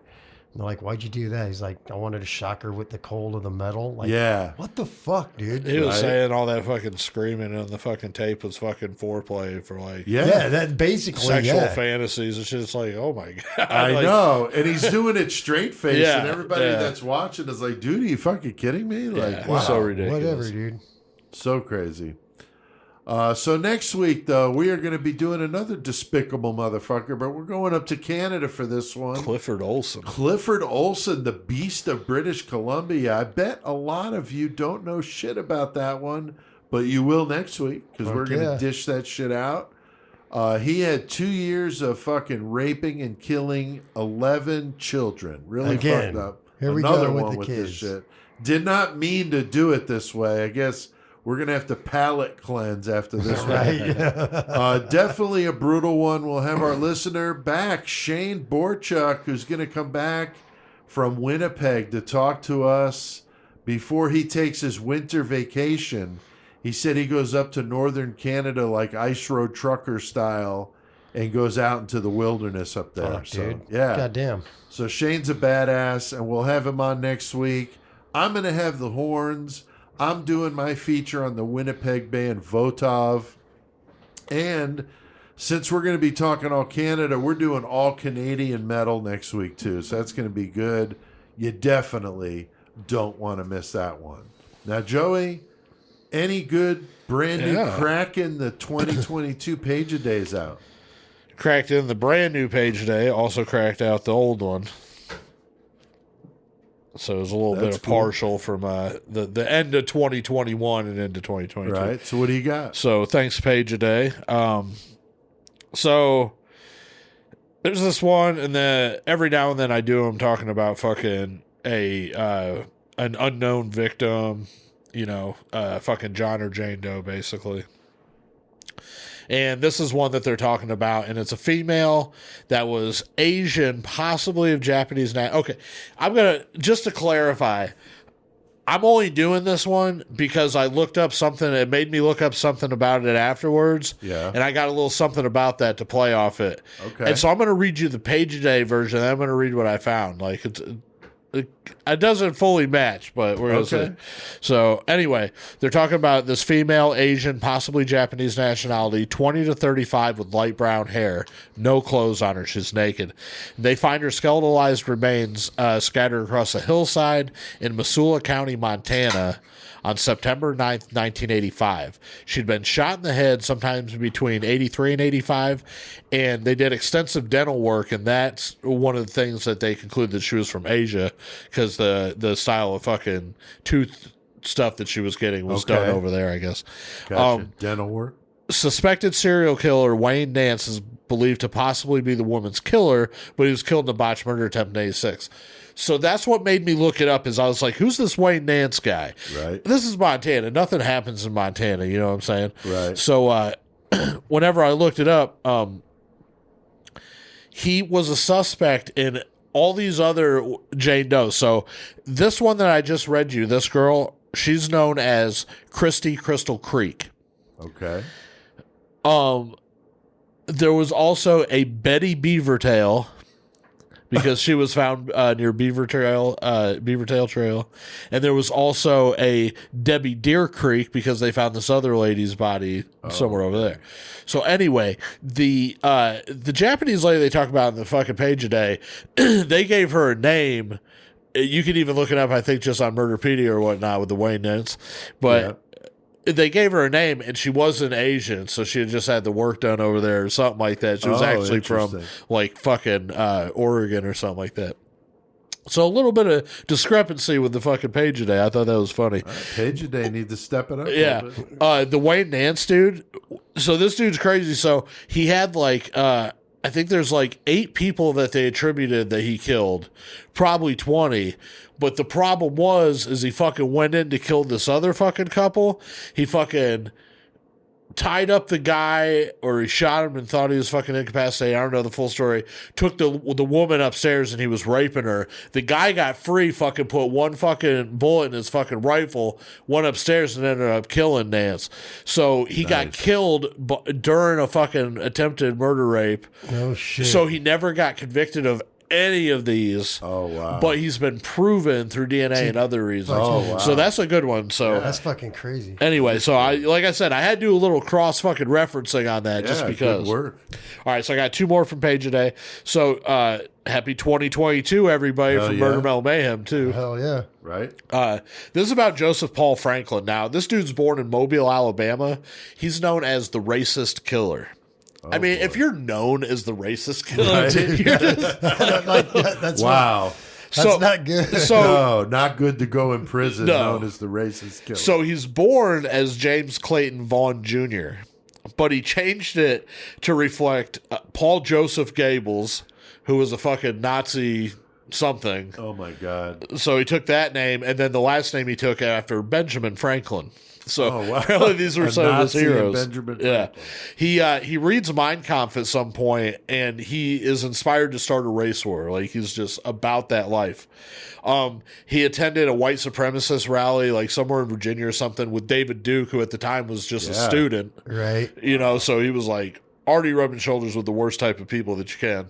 Right. So he's a drifter, which we like the drifter I love killers. the drifter killer. And he supported himself with bank robberies and blood bank donations. Like, he liked to go to the blood banks, give blood, there you go.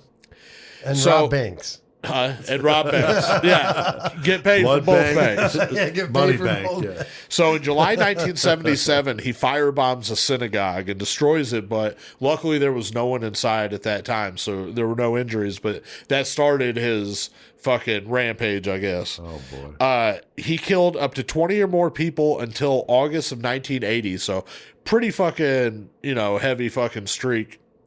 In 1978, he used a 44 caliber Ruger to ambush hustler publisher Larry Flint and his lawyer Gene Reeves, and he shot both of them. They both survived, but of course Larry Flint was left in the wheelchair, Right. and that was because of Joseph Paul No Franklin. shit. Oh, wow. He had also shot, I don't have the name right now because I was just trying to do so much, but it was a really big civil rights activist too. I can't remember the name, but yeah, he was shooting people based on, like, he shot somebody through a Taco Bell window, I think a black manager or something, because he was working with white girls. And then he, like, fucking targeted other people who were in interracial relationships. Wow. No shit. Yeah, so, like, he was really, like, trying to do shit because he was a fucking bigot and shit. Right. So all of his racist tattoos that he had all over him, they fucking already, they're like fucking an ID for him. So, 100%, so the cops yeah. know that he's like, they already know about his blood bank thing, that he was giving blood to all these blood banks. Right. So they fucking sent out an alert about, hey, look for this dude with these tattoos. And somebody at a blood bank in fucking Florida fucking seen him and fucking called shit. the FBI and turned him in. They fucking, he gets arrested. He did a lot of his crimes, like he did Florida, Missouri, Kentucky. I can't remember. There was a lot of different states. Like I said, he was a drifter killer. But Missouri is the state that ended up with him, and he was put to death there, and he died November 20th, 2013. Wow. So Joseph Paul Franklin, God the damn. racist killer. Racist. When that's your moniker, it's not Yeah. good. No. Not at God all. damn. All right, and I got one more, and I feel like this is something we've talked about before, but it's a continuation of it. So kind of like a little brutal rewind Okay. through Page a Day right here. So Pedro Rodriguez Filho, a.k.a. Pedrinho Matador, which is Killer Petey. He had already murdered dozens of people by the time he was imprisoned in 1973 at the age of 19. He spent most of his adult life in prison, where he allegedly racked up another 47 victims in the prison system, including his own father, who Pedrinho killed in retaliation for murdering his mother. I think we talked about this guy before. Okay. But maybe not. But anyway, this motherfucker's crazy. Like, he's just in there. So after a total of 42 years behind bars and an estimated 100 murders, he's released in 2018, determined to find peace and dedicated to keeping kids away from crime. The medium for his message, what's he use? YouTube, of course. So now dubbed Padrino X Matador, that's X Killer PD. His channel boasts more than 130,000 followers and nearly 10 million views. Padrino offers commentary on crime and warns against drugs and the criminal lifestyle. His code of conduct starts with the basics, urging young people to respect their elders, keep skateboards off the sidewalks, and be honest with their parents. Skateboards off the sidewalks. This motherfucker killed all these motherfuckers, and he's a YouTube star. He's a YouTuber, dude. What That's the fuck? Holy ridiculous. fuck! So that's Wow. page a day for today. Skateboards, Chris, off the fucking Jesus Goddamn, Christ, that's dude. so fucked up. Page a day. All right, well, I think we've done plenty of disgusting murder tonight. I think it's time to crank it up. Talk about some fucking heavy metal. So, Joey, what the fuck do we need to do? Let's get our metal on. Just because CK has passed on, he's not done educating the masses. CK will forever be the great metal motherfucker. We're here to stomp poser ass and eradicate the planet of their kind. CK has passed the torch to us, and we will forge the fuck on. In CK's name, we will bestow metal knowledge upon all of you. All right, the great metal motherfucker lives on here. CK. Murder Metal Mayhem. He got the fucking cheap, CCK got the cheap knockoff Iceman shirt Oh, on. man, so. we put CCK in the Iceman shirt that I got from China that wouldn't fit like a 10-year-old boy. God. But CCK's got it on. Stretchy. It's a little stretchy, that's right. All right, so we are in the metal segment, and Joey, you got the horns tonight, so Hell yeah. take it away. I'm doing Macabre tonight. Every one that I've done so far, I've done on fucking an Illinois band.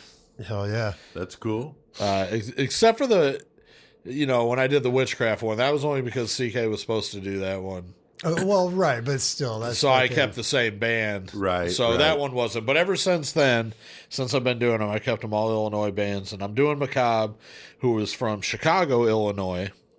Macabre. Yeah. Huge fucking influence on me. Fucking awesome band. They were formed back in 1985, and they're still active. Wow. And Macabre is and always has been Corporate Death on guitars and vocals, Nefarious on bass, and Dennis the Menace on drums.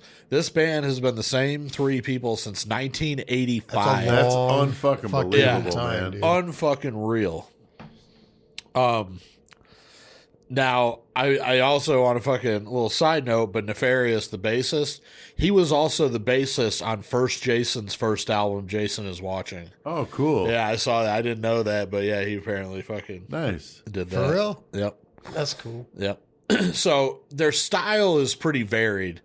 Now, you got to think, they fucking came out in 1985, so definitely a hardcore and punk influence in the first shit, but they also fell into the grind thing, as it was coming up. Right. And because of their lyrical content, which is mainly serial killers and things, they were fucking classified into death metal categories because of Right. that. But Macabre, like I said, since being around since 85, I mean, they fucking helped influence every one of those genres, really. Right. Sure. So, they call their music murder metal. Right. Which makes a whole lot of And fucking we're murder sense. metal like- mayhem, so that's cool. Right. Right. And hence that last hint. Yeah, the last hint, murder metal, no mayhem. So Right. that's why they are murder metal. Right. And they're fucking Chicago's murder metal. Like, I love that they're from our state. Whole Right. album called Yeah. Dahmer, which I know is Milwaukee, but right it's close, dude. Right. Close to Chicago. So, they came out, like I said, 1985, and in 1987 they put out their first demo, which was called Shit List. They also released an EP in 87 called Grim Reality. Almost every one of these albums that I talk about is available in some format, 7-inch or something. Some label has picked it up and has Cool. been selling it. But In 1989, they put out their first full length, and it was called Gloom. And it's just a badass album. And fucking, you know, they were talking about the McMassacre murders and just a lot of stuff, you know, that people weren't fucking talking about because this is right before, like, the Dahmer and fucking, you know, the big explosion. Oh, yeah. But, yeah, so 89, their first full-length, Gloom. In 93, they did another fucking EP called The Night Stalker. But then they put out fucking... And also in 93, they put out fucking Sinister Slaughter, which is their second full length. And to me, it's just fucking It's an fucking amazing nasty, album. dude. Yeah. That came out on Nuclear Blast. The cover art is fucking iconic. It's like the Beatles fucking Sgt. Pepper, Right. but it's all Serial fucking killers serial and shit, killers and yeah. shit. And then them in the front row, too, Right, which right. is pretty awesome, you know. So that was 93. In 94, they put out another EP called Behind the Wall of Sleep, which is actually a Black Sabbath cover, Right. That's a which is what it Lovecraft is. story. Yeah, and a Lovecraft story. So they did a cover of the Sabbath with, I think there was like 3 other tracks on it too. In 99, they put out the Unabomber EP. And then 2000, they came out with their third full length called Dahmer. And that album is just fucking awesome. Every fucking song is about Jeffrey Dahmer. Right. Corporate Death, the vocalist, like, he went to all the trials up there. Oh, wow. And I think he even took his mom with him, like, to some of those, the Dahmer trials. He's got pictures of him with fucking Gacy in prison posing and shit, because he would shit. go fucking visit him and all that shit. Oh, wow. So, I mean, yeah, Macabre's definitely the real deal. Like, when they play live, too, like, if you don't know, like, look it up. It's fucking sweet shit, but And just they recently, go their through- show, like Yeah. Sick Rick. yeah, but they go through and they fucking tell the stories of these serial killers, and then they Right. go into the song, but they give a backstory behind almost all of them, which is awesome because Right. they do know what they're talking about. So 2002, they do Morbid Campfire songs. In 2003, they put out, in my opinion, one of their best albums is Murder Metal, which is just fucking heavy from front to back. And we're going to play one of the songs, Fatal Foot Fetish, in the bumper music, but it's Oh, off yeah. of that. Is 7 that a years ago. Brudos song? Yeah, Jerry I Brudos. figured so. 7 years later, in 2010, they put out the Human Monsters EP. 2011, they put out Grim Scary Tales. Also in 2002, before Murder Metal, they did put out an album called Morbid Campfire Songs. Which is fucking. It's awesome, but it's like great. basically all just acoustic songs about like the Donner family. And, Tom shit. Dooley. yeah, Tom fucking- Dooley. It's really fucking Yeah, cool. it's really fucking cool, dude. Like folky. Yeah. Huh. So 2011, Grim Scary Tales, and then, not 2 years ago now, but 2020, they put out Carnival of Killers, which was just a fucking awesome album, one of my Dude, the new favorites of the albums. year. It's really good. They came back onto Nuclear Blast with that one. I think they were on Decomposed Records for Dahmer and for Murder Metal. But anyway, they were back on Nuclear Blast with Carnival of Killers. Such a fucking awesome album. They fucking had one of their songs, Exhumer, and it was on Death is Just the Beginning too, which Nuclear Blast put those out back in the day, which were like compilation albums. Yeah. Pretty influential. So they had a song on there. They also have a live video of them doing Albert Was Worse Than Any Fish in the Sea on the John Borowski Yes. fucking Albert Fish The documentary. documentary. right? Yeah. So that's fucking cool that, you know, Yeah. he put that on there. Yeah, Borowski loves those guys. Yeah. And then, like Chris was saying, Sick Rick, you know, that does the mass force and shit. They, Macabre puts on a fucking annual show every year, Holiday of Horrors. And it's pretty diverse fucking mix of fucking metal bands. It's really good. But Macabre always plays, and fucking it's up in Chicago, of course. But Sick Rick, like this year, did fucking 3 fucking all brand new masks for them. Yes, he did. For them to fucking wear on the stage. Fucking, Right. and they used it during their set and shit. So it was really cool. I All love the the fucking Albert ties. Fish with the fucking With black his- metal Oh, horn. God. oh yeah, the black So metal horns. awesome. Yeah, That's yeah. badass. So, you know, I mean, as far as Macabre, like I said, they fucking been around for a long time. They fucking toured all over the place. They fucking stuck with it. Huge influences. I've seen, like, Corporate Death. I saw him at a show in Chicago when I was, like, fucking, you know, in my younger 20s. And he's just there checking out the show, having a good time. And, like, my buddies who were younger than me, like, when I told them who it was, they were all freaking out and kind of fucking swinging on his nuts and hanging all over him. And I Right. felt kind of bad, but he right. was super cool about it, And That's cool. I remember another time, I told this too, but I was down in Dallas and fucking Macabre was playing, and fucking they played Reno's, I believe, and the guys who I were with, they were like, man, I don't think they had seen Macabre before. They were like, that's fucking awesome. I was like, you want to meet the singer? I was like, fucking, I guarantee we can hang out with him. So I go find Corporate Death, and I'm like, man, I got this lemon skunk if you want to go smoke it in the car. And, he was like, fuck yeah, because he loves Amsterdam, Right. So I was like, oh, the weight of the man's heart's weed, But I asked him, and sure enough, he come and hung out with us, and we're fucking smoking out in the parking lot in Nice. Dallas, and my buddies are just like, Very dude, it's cool. fucking awesome. Very So, cool. yep, that's my murder segment on fucking Macabre. Metal segment.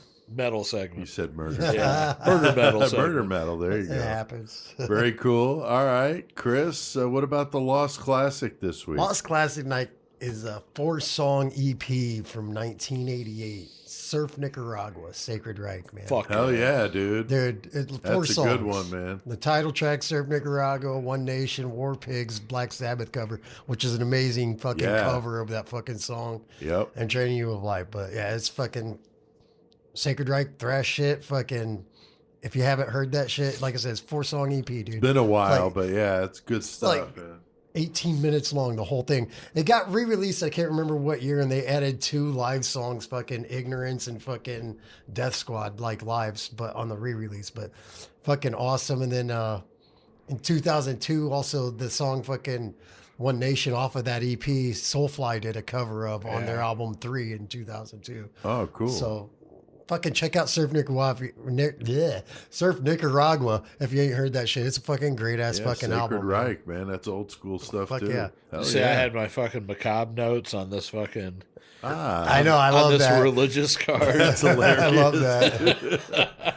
Now, what have you guys been listening to lately, Joey? What about you, man? Well, I've had that Macabre going, so I was fucking Yeah. working on doing that, but also checking out fucking my buddy Fupa Goddess over in fucking Virginia. Fupa got us. I love it. Hell yeah. Yeah. And what else I got? I got the Project Pat CD in the car right now, 3-6 Mafia. I don't know. There's a lot of shit.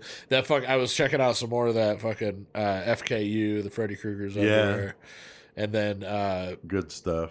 today I found another fucking little album. I was listening to Disarmageddon, and they were from South Africa. Yeah, I checked out a little bit of Yeah. that. Pretty good Might have stuff. been like man. spreading the disease anthrax. Yeah, style. yeah, It's pretty good. definitely. I hear that. Chris, what about you, man? Anything good? Yeah, all of it. All No, of it. honestly, I've been listening. I started listening to it again. I listened to it a little bit, but fucking Rob Flynn from fucking Machine Head, his Right. podcast, fucking some good fucking interviews of people on there. Does he? Yeah, dude, like for like really, really good fucking interviews. That's cool. So like I've been listening to that, and then I don't know, Decapitated. I was listening to a little bit, but Fuck yeah, I they don't know. got I a don't new remember. album I coming just- out I this know, year. right? Can't wait. I just listen to things. I just like, okay, I'm gonna play that. Right. Okay, I'm gonna play that. That's fine. That's fine. As always, I ask these guys I interview, what bands are you listening to? And I've been finding out some good ones here lately. Corrosive with a K from Toronto. They got an album called Caustic Hordes that came out last year. Fucking amazing. Or 2020, I think it was. I did that too. Yeah. Yeah, Messing it's up like that's last year. No, it's not. Yeah. Yeah, oh yeah, right. But yeah, really good thrash metal from Toronto. Really good stuff. They've got a couple music videos out, so check them out. Corrosive with a K. And then the band Schizophrenia. I found out about them from the band Warfect, and that I did the interview with from Sweden. They told me about Schizophrenia.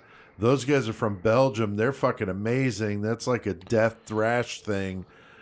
Their Voices EP reminds me of early Slayer, like Show No Mercy, Hell Awaits, right. meets a little bit of Old Carcass, meets Old Death. I hear a little Chuck Schuldiner in the vocals sometimes.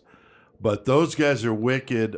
They've got an EP for free out there on YouTube called Voices. Now, they've got a new one coming out in February. And so I'm really anxious for that one. But I've talked to both Corrosive and Schizophrenia and going to be doing interviews with both of those guys. I'll tell you what, we did our tops, Right. Whenever I posted my list on the fucking Murder Metal Man page. Yeah, I that got was quite great. a few fucking You did. likes about it, you and did. from some of the bands, which I thought was cool. That was great. But the band Ravager, they're from Germany, like I said, they were really cool. They were like, man, glad they like fucking commented on the Murder Metal Man one and my personal page. Oh, cool. And I fucking messaged him, or I didn't message him, but I just commented on the thread, and I was like, yeah, man, I do this podcast for if you guys ever want to do an interview, but I didn't hear nothing back. But sometimes it's because of the whole language thing. Like, they're It's like, possible. what the fuck's going on? Right. But anyway, it was cool to see so many bands like actually like, Pyrexia fucking liked all of them. Yeah, that was great, man. Yeah. That was great. And I think on mine, I remember, I can't remember the bands. Enforced was one. Hell yeah. And there was another band that, Angelus Apatrida, liked it. Well, that was cool. Yeah. Also, I stumbled upon a band. I was just doing some stuff, and I stumbled on I love Butcher. the album name. Butcher, okay? These guys are speed metal, is what they call it. I would say the same thing. But the album title, Chris, of album titles. It's fucking forever the most amazing thing. 666 goats carry my chariot. You gotta love it. Damn. And the album cover art is pretty cool, Yeah, too. it's like with the chariot goats fucking coming out of the flames and pulling shit. the chariot with the goats, yeah. 666 goats carry my chariot. Really good stuff.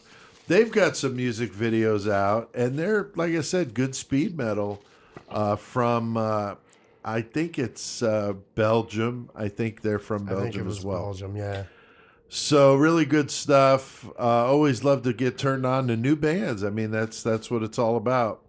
Now the 666 Club, we got a new Patreon supporter. Hell What yeah. was cool is that he didn't only pay the $3; he went up to $4.50. Oh, hell yeah. Thanks for the $1.50, Thanks, bro. dude. So yeah, that's really cool.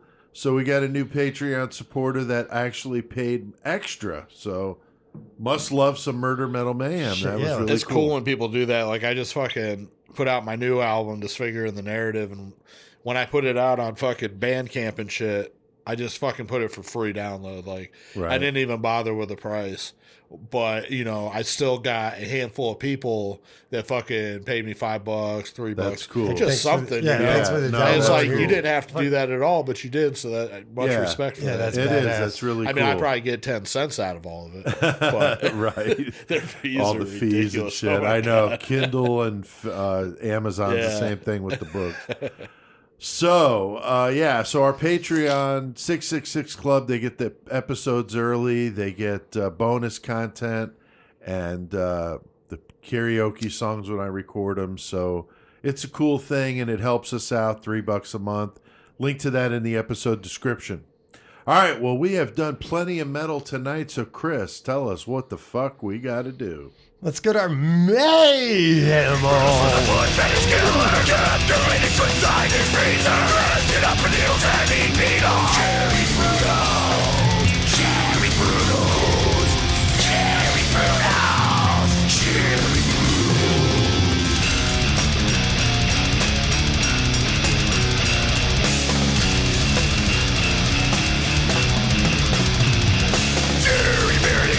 Got pregnant, his wife didn't have a clue. And Jerry Brutus would kill 5 women. He would put the church on too. Jerry Brutus was the first Spanish killer. Calculates inside his freezer. Dressed up in heels and he beat on. Jerry Brutus. Jerry Brutus. Jerry Brutus. Jerry Brutus.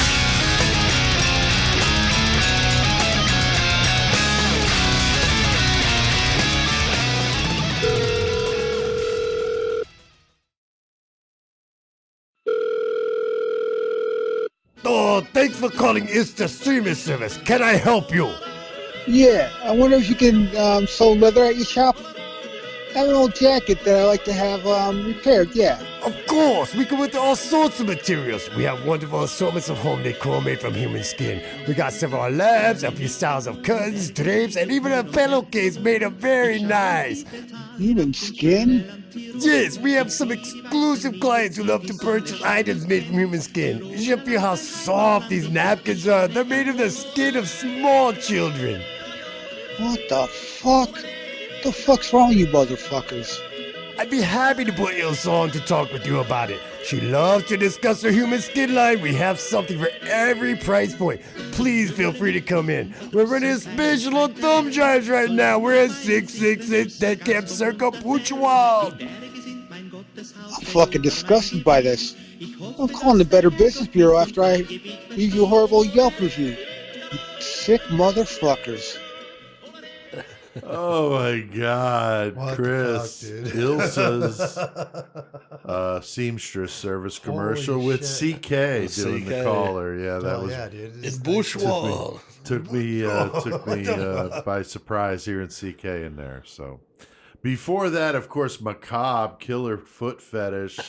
We've started playing a 60-second clip Yeah. of the feature band. I like so, that. Yeah. Yeah, that's cool. So very, very good stuff. And man, the fucking MP3 sounds so much better than the streaming Yeah. stuff we've definitely. done before. So killer sound. All right. Well, very, very good. Joey, you said we're in Mayhem. So you said you had a little bit of a Mayhem story tonight, and you did a good job with Macabre, man. That was great. Thank you. I appreciate that. Macabre.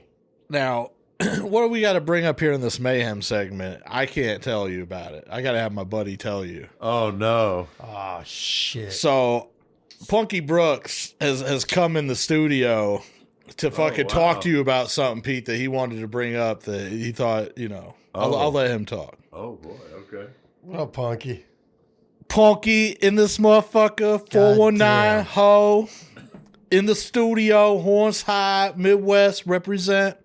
Now, what I want to talk about to Pete Terry, the main man behind Murder Mill Mayhem, that's you, bro.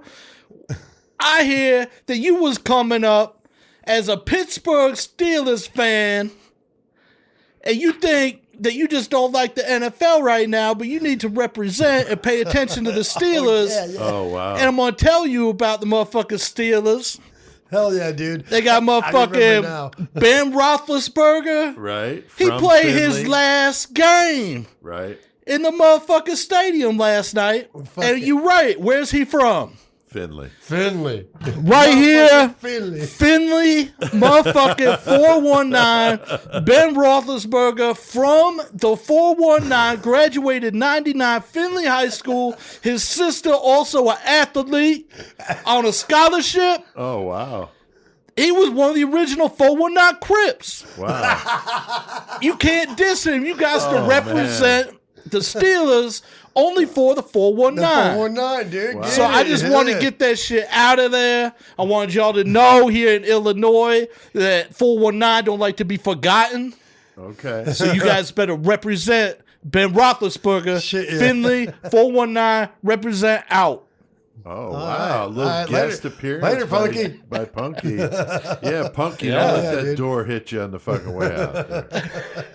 Nice. Punky stopping in Oh, to set the shit. record I straight. could. We were watching the fucking game, and they were like, "Yeah, this boy from Finley." I said, Wait, what the "I said, fuck? Michael, I didn't back even- that up." What I the didn't fuck? even put two and two together with that because I knew he was from That's Finley. so fucking hilarious. That is I couldn't hilarious. believe it. I was like, "Oh my god, I'm getting on the podcast tomorrow." Yeah, well, I got Talking the shit. character in Deeper Than Dead that's from Finley. Yeah. He's just like a total burnout. Yeah. Lester. Yeah. Yeah, that was fucking Yeah, hilarious. that's As soon good as you stuff. started talking, I was like, oh, wait, I remember now. God That's damn good it. stuff. Well, I've had a few of our listeners ask me about Deeper Than Dead. That's the novel I just finished writing. I've got editing. I'm wrapping it up now, and then it goes to the grammar proofreader, and then it'll be done. So Brian's wrapping Fucking up the right, dude. artwork. So Deeper Getting the Than artwork Dead done? Hell yeah. coming together, and I'm really excited about it. And once I'm done with that, then I'm going to write the short story follow-up to the 666 Express Hell called yeah. Create the Chaos. It's going to be really cool. I got some really good ideas for that one. So a lot of good writing stuff going on. Hoping that Deeper Than Dead is out by like April, May. I was thinking about an Easter release, being that it's a book about hell. I thought that'd be kind of cool to come out on Easter or near Easter. It would be like make the most like sense April. timing wise, because Easter's like Christmas is already gone. I don't want to wait till next Christmas. So yeah, I'm thinking Easter maybe. Easter release for Jesus season. That's right. Released her. Released. Right. So mention Creation of Chaos 3, of course. I've got that audio book out on Audible, iTunes, and Amazon, or you can buy the physical if you want to buy it from me at creationofchaos.com, or you can get it at the Painted Wraith. Chris, we love that place. Right here in Just Bloomington. text Pete it. Let's get physical. Physical. Downtown Bloomington, Illinois. Also at the Peoria Public Library, you can get my stuff there too. All right, we got a killer cage match to get to tonight. We've come up with 70 killers, 70 objects, 15 variables, and our listeners, Chris, they pick those random numbers. Yes, they do. And in our 3-corner ring, we have Rebecca Boomstock in the remaining championship corner. Hell yeah. Fuck yeah. Hell yeah, she won it last week. Fuck yeah, she did. Fucking, you're the champ.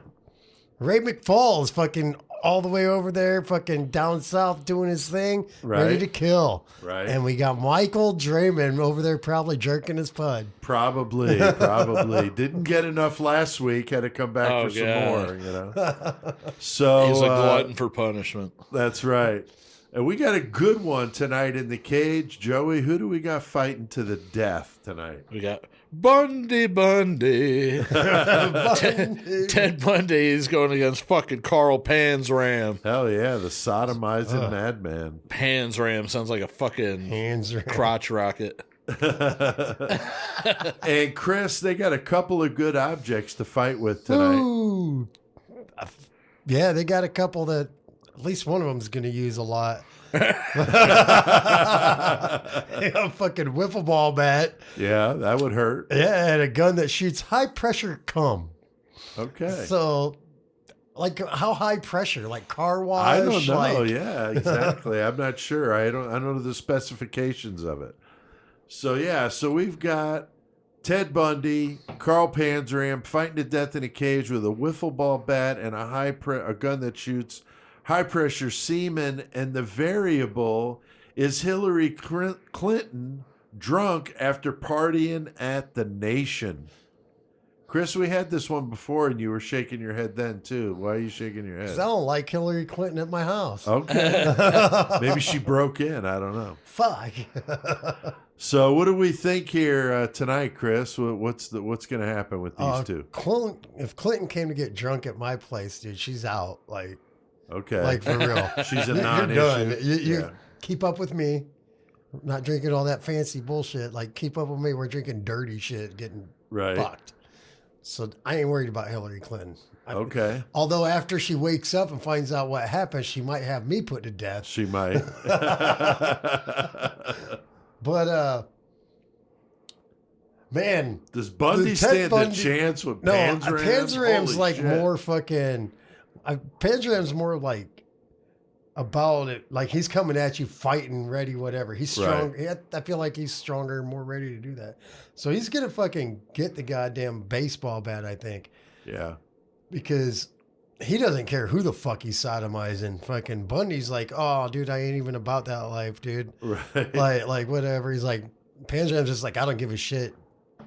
I'm killing everybody in the world right now, and you're going to take this baseball bat in your ass, and I'm going to spray you with this fucking. I'm giving it to Panzram because he's going to overtake Bundy. Bundy was like sly or whatever with what he did with his car, Right.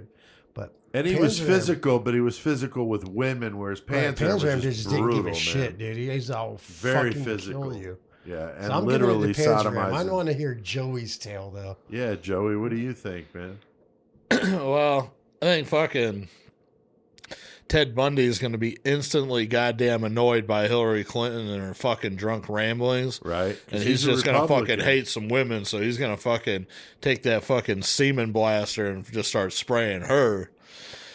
And then fucking Panzram's like, I like that. I'm going to watch that. And then he's going to run over to her body and fucking bite off her fucking vagina with his fucking teeth. Right? Fucking grab it up in his hands, run over and fucking wrap it around fucking Bundy's face and gag him with that stank ass fucking gross pussy. And Bundy, he likes good looking hot pussies, so he don't like that fucking right. old baddie bag shit. Yeah, he don't want no Hillary So Clinton. hell no. So he's fucking just out for the count from that, and that's when Panzram fucking grabs the fucking wiffle ball bat. He does it like this. He does it like that. He did it with a wiffle ball bat. So then fucking Panzram fucking ends up winning because he's just gonna decimate Bundy's asshole piece by piece with his bare hands and teeth. And He doesn't need no ruthless weapon. No, he doesn't need anything. No, he's just that guy that just like, I will Do fucking. you think if Bundy had his crutch or his cast that would be able to stave off Panzram? It's good variables and objects. Yeah, I don't know, but I think Panzram just too brutal. Yeah. I don't know who would be able to withstand that, other than maybe like Vlad the Impaler or one of those we've had. Oh, yeah, Panzram's fucking hardcore motherfucker. Like, I give it to him for days. Yeah, I agree, man. I don't think there's much of a contest when Panzram's in there. All right, well, I think we have done plenty of mayhem tonight, so let's hit the outro.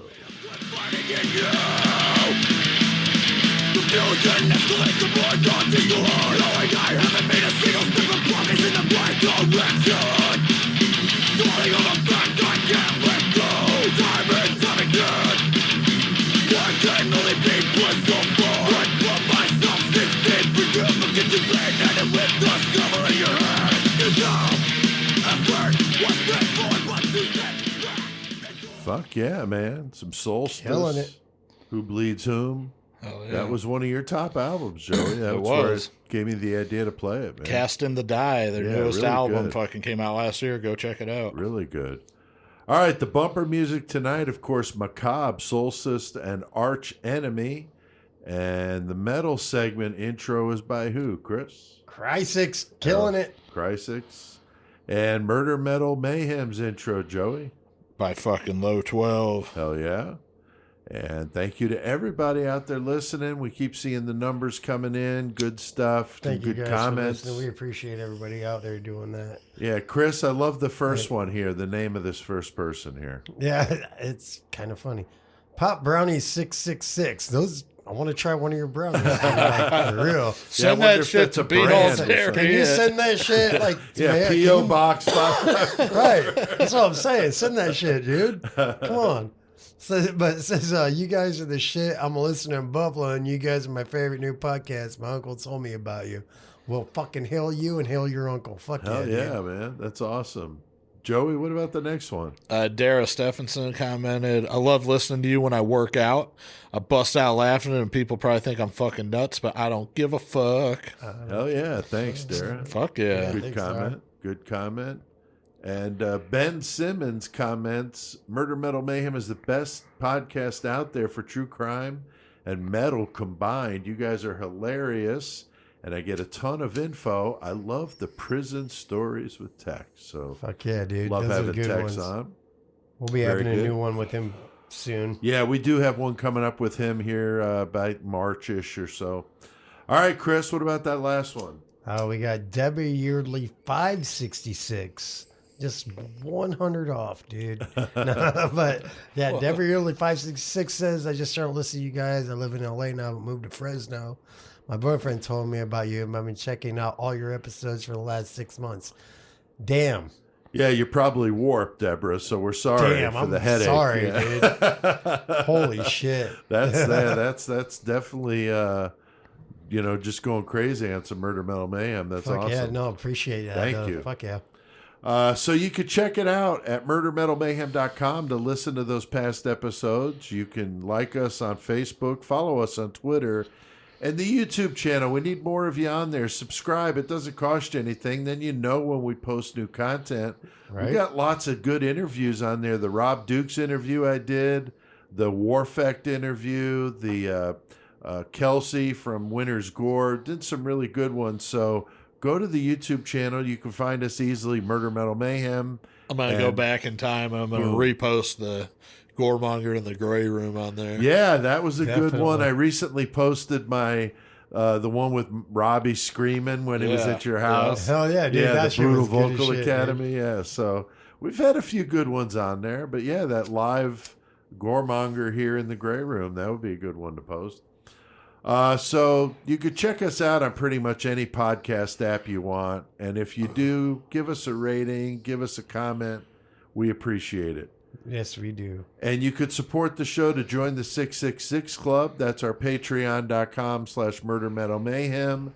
And it's only $3 a month, but we had one listener throw in an extra $1.50. So yeah. Thank you very much. That was really cool. You could go to creationofcast.com if you want to pick up one of my books. You could check out the episode description to order Creation of Chaos 3, which is a collection I did of short stories, horror, Fucking good suspense shit. type stuff. And you can get the audiobook on Audible, iTunes, or Amazon. So you can get it whatever way you want it. Check out the fucking episode description and everything. It'll be right there. That's right. And we can't let him go without hearing a karaoke song. I did not have a chance real to get quick. it. Yeah, what's up? Just because I just pulled it up. Yeah. First thing I saw was our buddy Bo Keating Yes. Yeah. out in He got Republic, his fucking Washington. package He got his stuff. package. Fuck so. yeah, dude. yeah. Hell yeah. So motherfuckers do win these things. So That's whenever we right. put up little contests, Yeah, you want to enter the contest. Nice. Doesn't Hell yeah. cost you anything. Glad Bo got his stuff. Very cool. All right, well, I did this karaoke song a while back, but I didn't have a chance to do a new one. We had some ice storms and shit going on, and it was It's kind of just crazy. Fucked. So crank this one up, and until next time, keep one foot in the gutter. And keep your fist wrapped around a pair of pliers.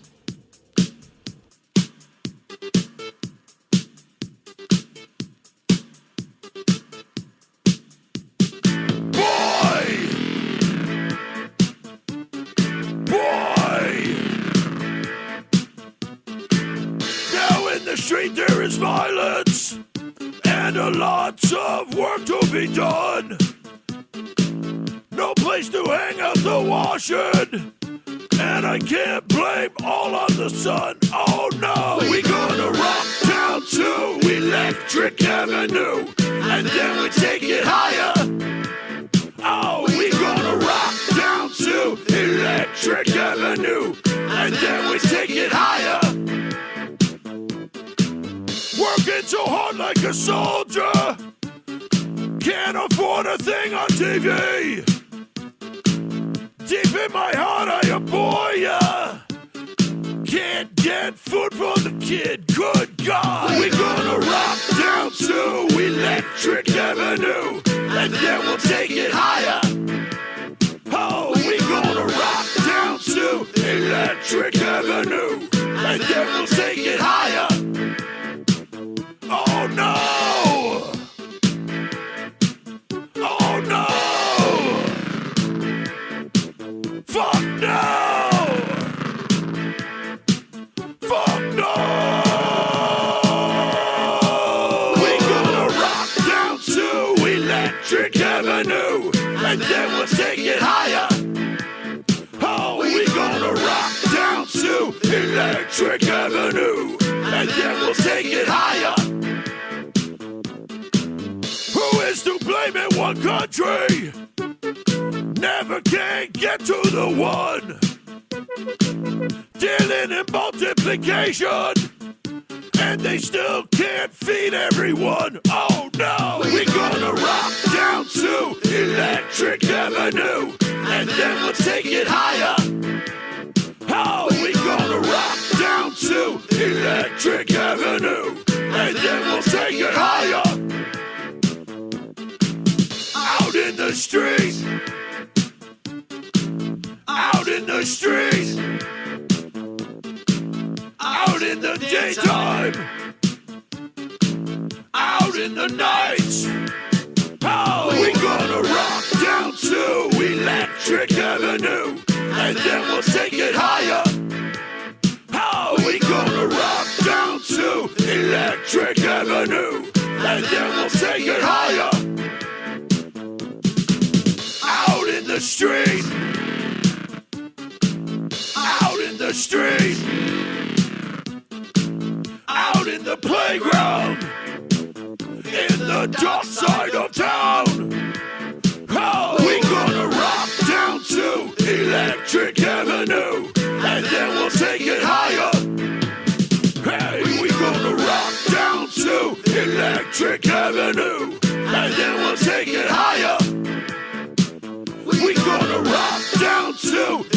Electric Avenue. And then we'll take it higher, Electric Avenue. We gonna rock down to Electric Avenue. And then we'll take it higher, Electric Avenue. Yeah! Mother, man.